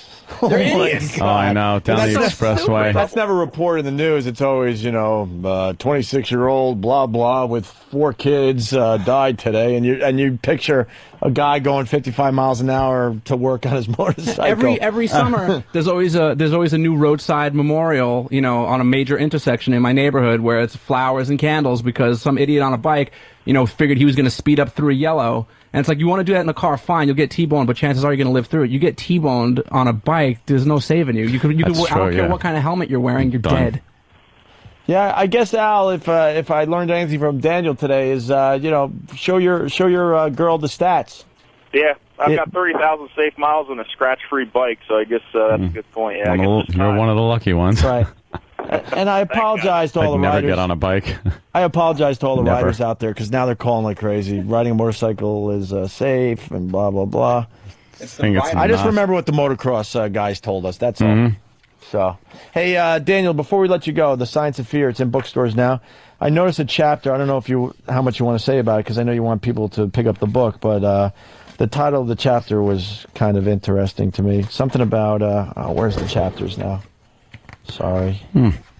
I had it. Let's wait as Opie thumbs through the book. There's never been a better time to be alive. Yeah. What's that about? Absolutely. This is the most basic fact going when it comes to risk. We are the healthiest and safest people who ever lived. This is the crazy thing. This is and this is actually the paradox at the center of my book. We live in societies where we're increasingly worried about threats to health and safety, but guess what? No one seems to be aware of or appreciative of the fact that we're the healthiest and safest people who ever lived. You know what the child mortality rate was in the United States 100 years ago? Almost 1 in 5. Almost 1 in 5 American children died before the age of 5. Now, it's much less than 1% today. You know, life expectancy down through the centuries, it goes up a little bit, it goes down a little bit. It never really advances, right? Then in the last 100 years, what happens? It goes from 50 to 80. We are incredibly lucky to be alive today. If you look at the things that killed Americans 100 years ago, you know what the number one killer was? Tuberculosis was the number one cause of death. Got the consumption. Exactly. Tuberculosis, diphtheria, polio. All these things have been wiped out. All these threats. And good old meanwhile, diseases. And we're worried about these, stranger abduction and then what chemical in the toys that our kids are playing with, and all these trivial things, relatively trivial things. So why does the media report it differently? Like everything causes cancer, and like you said, there's this in the toy that could kill you, and because good news is no news. It's that simple. Because good news is very hard to tell. Is one of the remember I talked about stories. It's about something happened to this person and it's an emotional story. How do you tell the emotionally gripping story of a man not murdered? How do you tell the emotionally gripping story of a woman who doesn't die of diphtheria or a child who's not dead? Yeah. We talked to the family of the man that just goes to work every day. It's kind of like, well, it's kind of boring. Yeah. We just got to educate ourselves a little more. Well, Daniel Garner, is a pleasure. The Science of Fear, why we fear the things we shouldn't and put ourselves in greater danger. I find that subject very, very interesting. It's great. Well, thanks, guys. It was a blast. Right on. All right. We're going to take a quick break, and we're going to finish up next. Stay there. All right.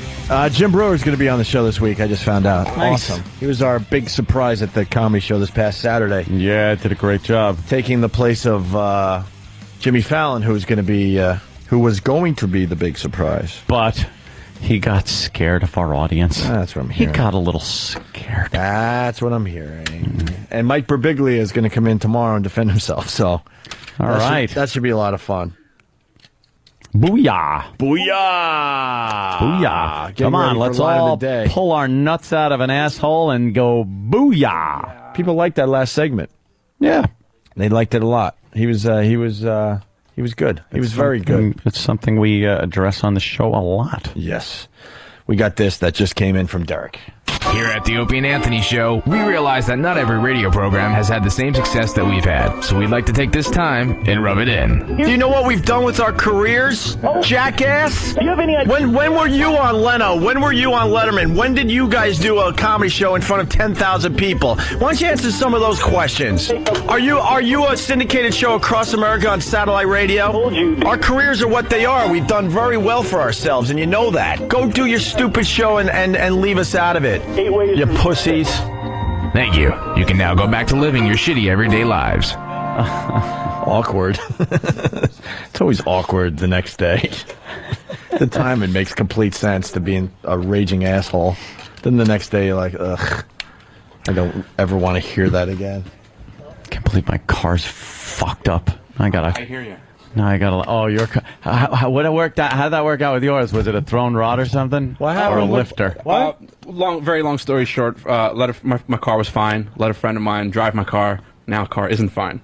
So I bring it to a mechanic. When the low oil light was on or something, his buddy's driving it and it's a stick shift, and he's like, What? What did he say? He's like, oh, your car's got pretty good pickup for pretty a four-cylinder. Pickup. And I look, and I'm like, yeah, that's because you're doing 75 in third gear. He's 75 in third gear. Yeah, so now there's a problem with the car. Clang, clang, clang, and, clang. Yeah, and so it's my fault because the oil was low as opposed to him driving it like a retard. So I bring it to You didn't tell me there was a blind spot. So I bring it to the mechanic, and the guy's, he calls the senior mechanic over to take a listen to it, and the guy just goes, like, I see his face. I'm like, oh boy. Oh, that's so I get out of the car, I shut the engine off, and I say to the guy, so what is it? He goes, connecting rods are just done. They're just done. So I'm just standing there, no one's saying anything. I was like, well, what do you suggest I do? He goes, you should probably buy a new car. Yeah. So, should probably buy a new car.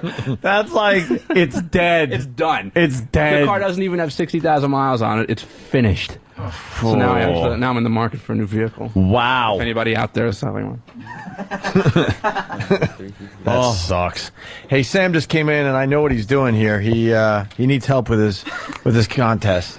What happened? I'm starting to panic. Oh, and this is your baby, right? Listen, this is all yours. They gave me 4 days and said, yeah, let's just do this contest. And tomorrow's Thursday. In fairness, this should have been a couple weeks. Yeah. Yeah. Basically, you come up with a fake wrestler. Yeah. Wrestling name, whatever. Yeah. And then you cut up what's called a promo, Right. making believe you're taking on either Sam or E-Rock. It's very simple, and the best one's going to win a trip to SummerSlam. Yes. When Sam explains that, it takes him 5 minutes, but that's basically the contest, right? That's it. You just have to email it to me. What's your email address? Sam@opieandanthony.com. Even that's easy. It's such an easy contest. And Sam walks in with 2 entries. And I know why he did this. All the entries, by the way. Every entry. all the entries. With the entire He handed these in because he needs help desperately here. With that, we meet Mr. Something. I can't understand what he's saying. That's what I said. You just call him Mr. Something? He says Mr. Oh, his wrestling name isn't Mr. Something? It's Mr. and then something else. I don't know what it is. That is kind of funny, Mr. Something. I'm Mr. Something, brother. That would be kind of cool, though. Yeah. But you can't understand what his wrestling name is. Oh, boy. Yes, this is to the matchmakers of the WWE. I'm begging you. No. I'm pleading with you to give me a match with that nappy-headed hoe, Sam, at SummerSlam. That man has been a thorn in my side now for these past few months. He has interfered in my matches. He has caused me disqualification losses. He has made my life a living hell. And I'm begging you guys, pleading with you to please make this match at SummerSlam and put it inside a steel cage. That way that Brillo-headed bastard can finally get the ass whooping that he deserves. So to the matchmakers at the WWE, please make this match. I'm begging you. For at SummerSlam, August 13th. That's some of the worst mic technique ever. Brillo-headed Sam will feel the We wrath got it. of Mr. Paper! What? Mr. Paper? Might be Paper. Mr. Paper? Maybe Mr. Paper? All right. Mr. We might have found the problem with your contest. It What? says entries need to be in by August 5th, and Well, I yesterday said was August that 5th. because so I was trying how are to you going be to get entries today and tomorrow? That's something that I made up because I thought people might be like, oh, we got to get our entries in right away. Well, adjust the promo. Okay, just All right. please send stuff in. And then we got this one from Fleaman. Yeah, look, Fleaman? you have to, the promo you just heard is either the winner or second place. Like that's either the winner or second place. Oh, and that's he's what we're dealing sucked. with. All right, here's Fleaman attempting to win a trip to SummerSlam.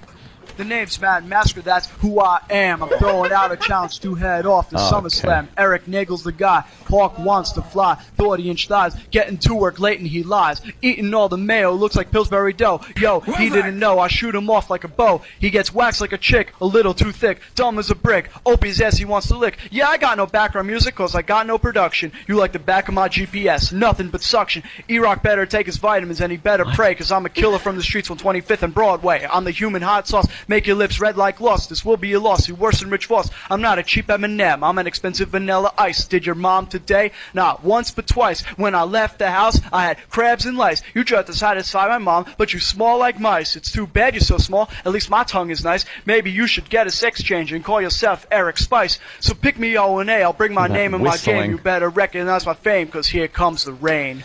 I think Flea Man loses because he did full retard. Yeah. He definitely... He should have did partial retard, but he went all in. Full retard. One sec! God, you suck. This is what we're dealing with. Holy shit. It is so easy to win. Where's SummerSlam? Indianapolis. So even if you don't fucking like wrestling, you get a free trip to Indianapolis. Wow. If we just play tapes of the Midnight Rider from a year and a half ago, he'll win. Do you understand Shane McMahon is going to walk in the studio and be... You mean the surprise guest, Shane McMahon? It doesn't matter anymore. It doesn't matter. He's going to walk in. It doesn't. It doesn't matter. It doesn't matter. He was supposed to be the surprise judge on Friday. Yeah, well, he's going to come in, and the WWE people are going to be here. Oh, man, I wonder what Opie and Anthony have in store for us. Two guys, one, Mr. Something, can't even be here on Friday. Mr. Paper, maybe. Yeah. Oh, he can't even be it? No. So he'd be on the phone. Oh. And Flea Man would be here rapping over nothing. Well, so Flea Man has to come in. Yeah, well, of course Flea Man will be here. In order to save your ass, we are all going to have to go in and do our own. Yeah, exactly. Is that what you... I guess somebody on staff now is going to win a trip to Indianapolis. Yeah. What else can we do? No, we could just make them, and then you could pick one of the two that came in. We got guys saying they've sent stuff in. Gabe, New York. Hey, how's it going? I sent in a promo. It's kind of hacky, but my character is named Ultimate Warrior, and basically the premise is Rich Voss is now a professional wrestler, and he's named the Ultimate Warrior. Yeah, we got it. That's good. I sent him the promo to Sam, but apparently he had trouble hearing it, but I just sent him a promo without music behind it. No, there was no trouble hearing it. You sent the first 3 seconds of the Ultimate Warrior's theme music. And then I started talking. No, that was it. There was no talking involved. Oh, dude, you fucked it up. No. No, Anyway. it's not on it. Send it again, and you can probably win. Yeah, please. Sam, I just sent it to you, so hopefully you'll All right, enjoy please send it again. All right, thank you, Gabe. Thanks. Bye. Let's say hi to James in Arizona. James? Hey, how you guys doing, man? Good. I got a character for you. It's called OPD. What's that? It's one psycho dude. Well, let me tell you something there, E-Rock and Sam. Why want you two on a handicap match in the big steel cage at SummerSlam, dude?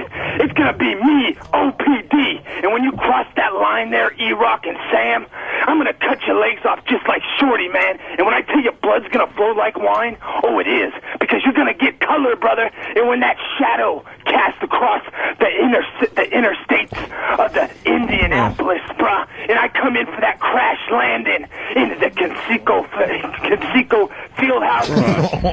Holy shit.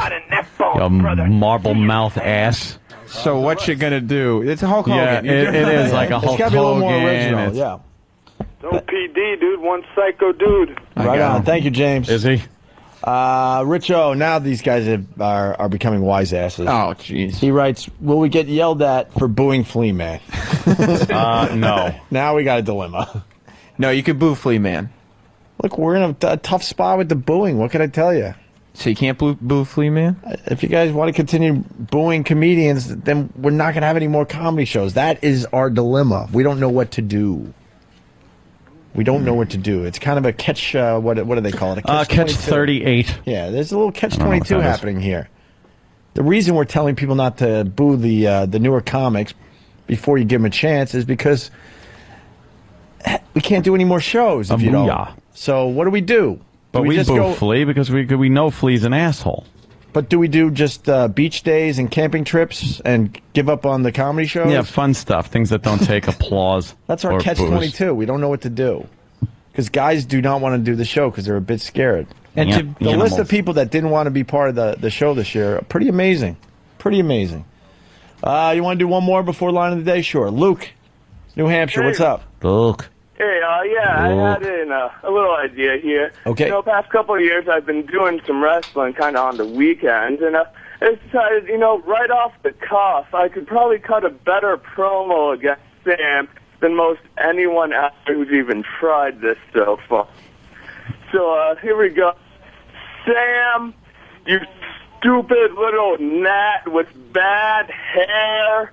You wish that you could go to SummerSlam and step into the ring with me, but the fact of the matter is I am just better than you in each and every way imaginable. As sure as it is that Ron and Fez noon to 3 is live, it is sure that I will go and break you apart limb from limb. I think he's gone. Break every bone in your disgusting little body.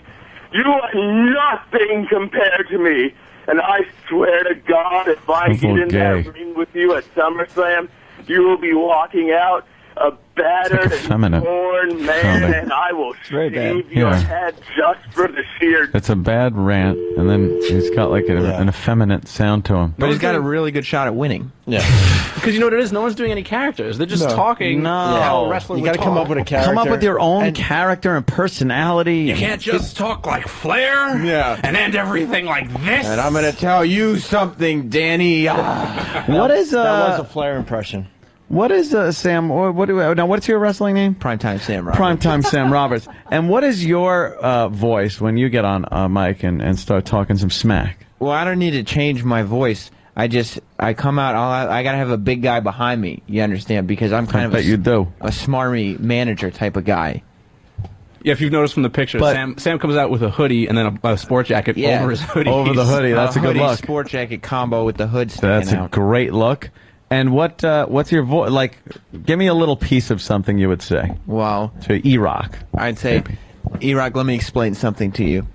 You obviously have the brawn. You have the weight advantage. But what you don't have is the mental conditioning of a primetime Sam Roberts. Say? Hey, that's pretty good, though. He's just Sam Roberts. I was pretty impressed. So you don't. But the thing I'm trying to say is, you don't have to be. Hey. Yeah. Hey, brother. The other problem with the contest, you're supposed to fly into New York City to possibly win a trip somewhere else. See, how about we just do the good ones on the phone? Yeah, I get. We'll make people aren't going to exception. fly into New York for this horse shit. If you're really good and can't come to New York, you could do it over the phone. Right. Just do All right. something. All right, good. What's the email?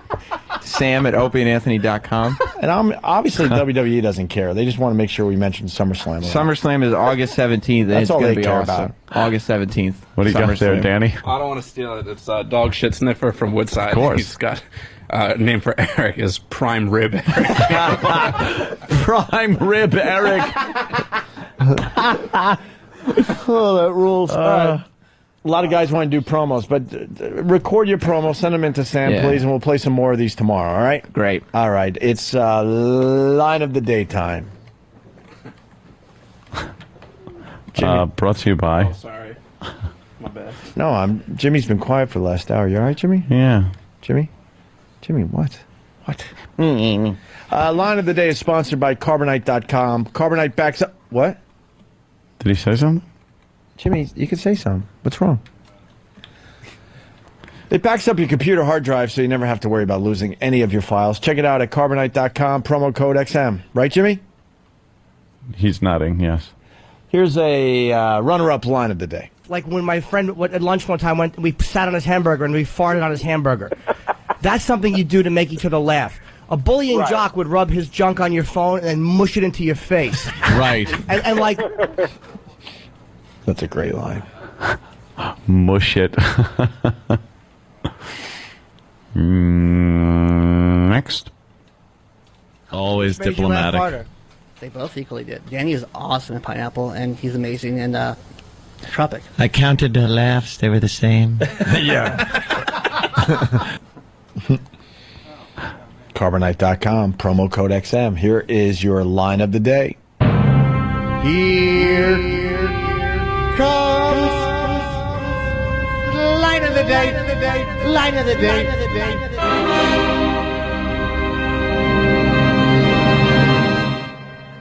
Actually, John Travolta does a really good Baltimore in Hairspray. Have you seen no, that? I didn't see it. I saw part of it last night. It's so distracting to watch him in that getup. I know, it's weird, right? It looks so right. It really does. It really looks so right. Miller, Can I play that clip again?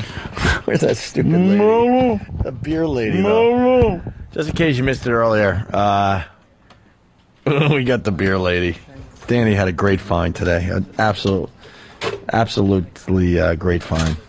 All right, guys, we'll see you tomorrow, but we're going to leave you with this. Man murdered over beer. To another shooting, this time at a home in South Memphis. Police say a man was murdered behind a house at Trigg and South Lauderdale. Action News 5's Janice Broach was the first television reporter on the scene. She talked to witnesses who say the shooting may have started with an argument over beer. Police say someone shot the man several times in broad daylight. Susan Jones says the victim and another man were arguing over a beer. They was arguing over a beer. They was up there, had a beer. They didn't have no beer. Oh. And they won a beer. They were hanging around to get a beer. The mailman gave me a dollar. They were arguing over a beer. They probably took his beer and then shot him.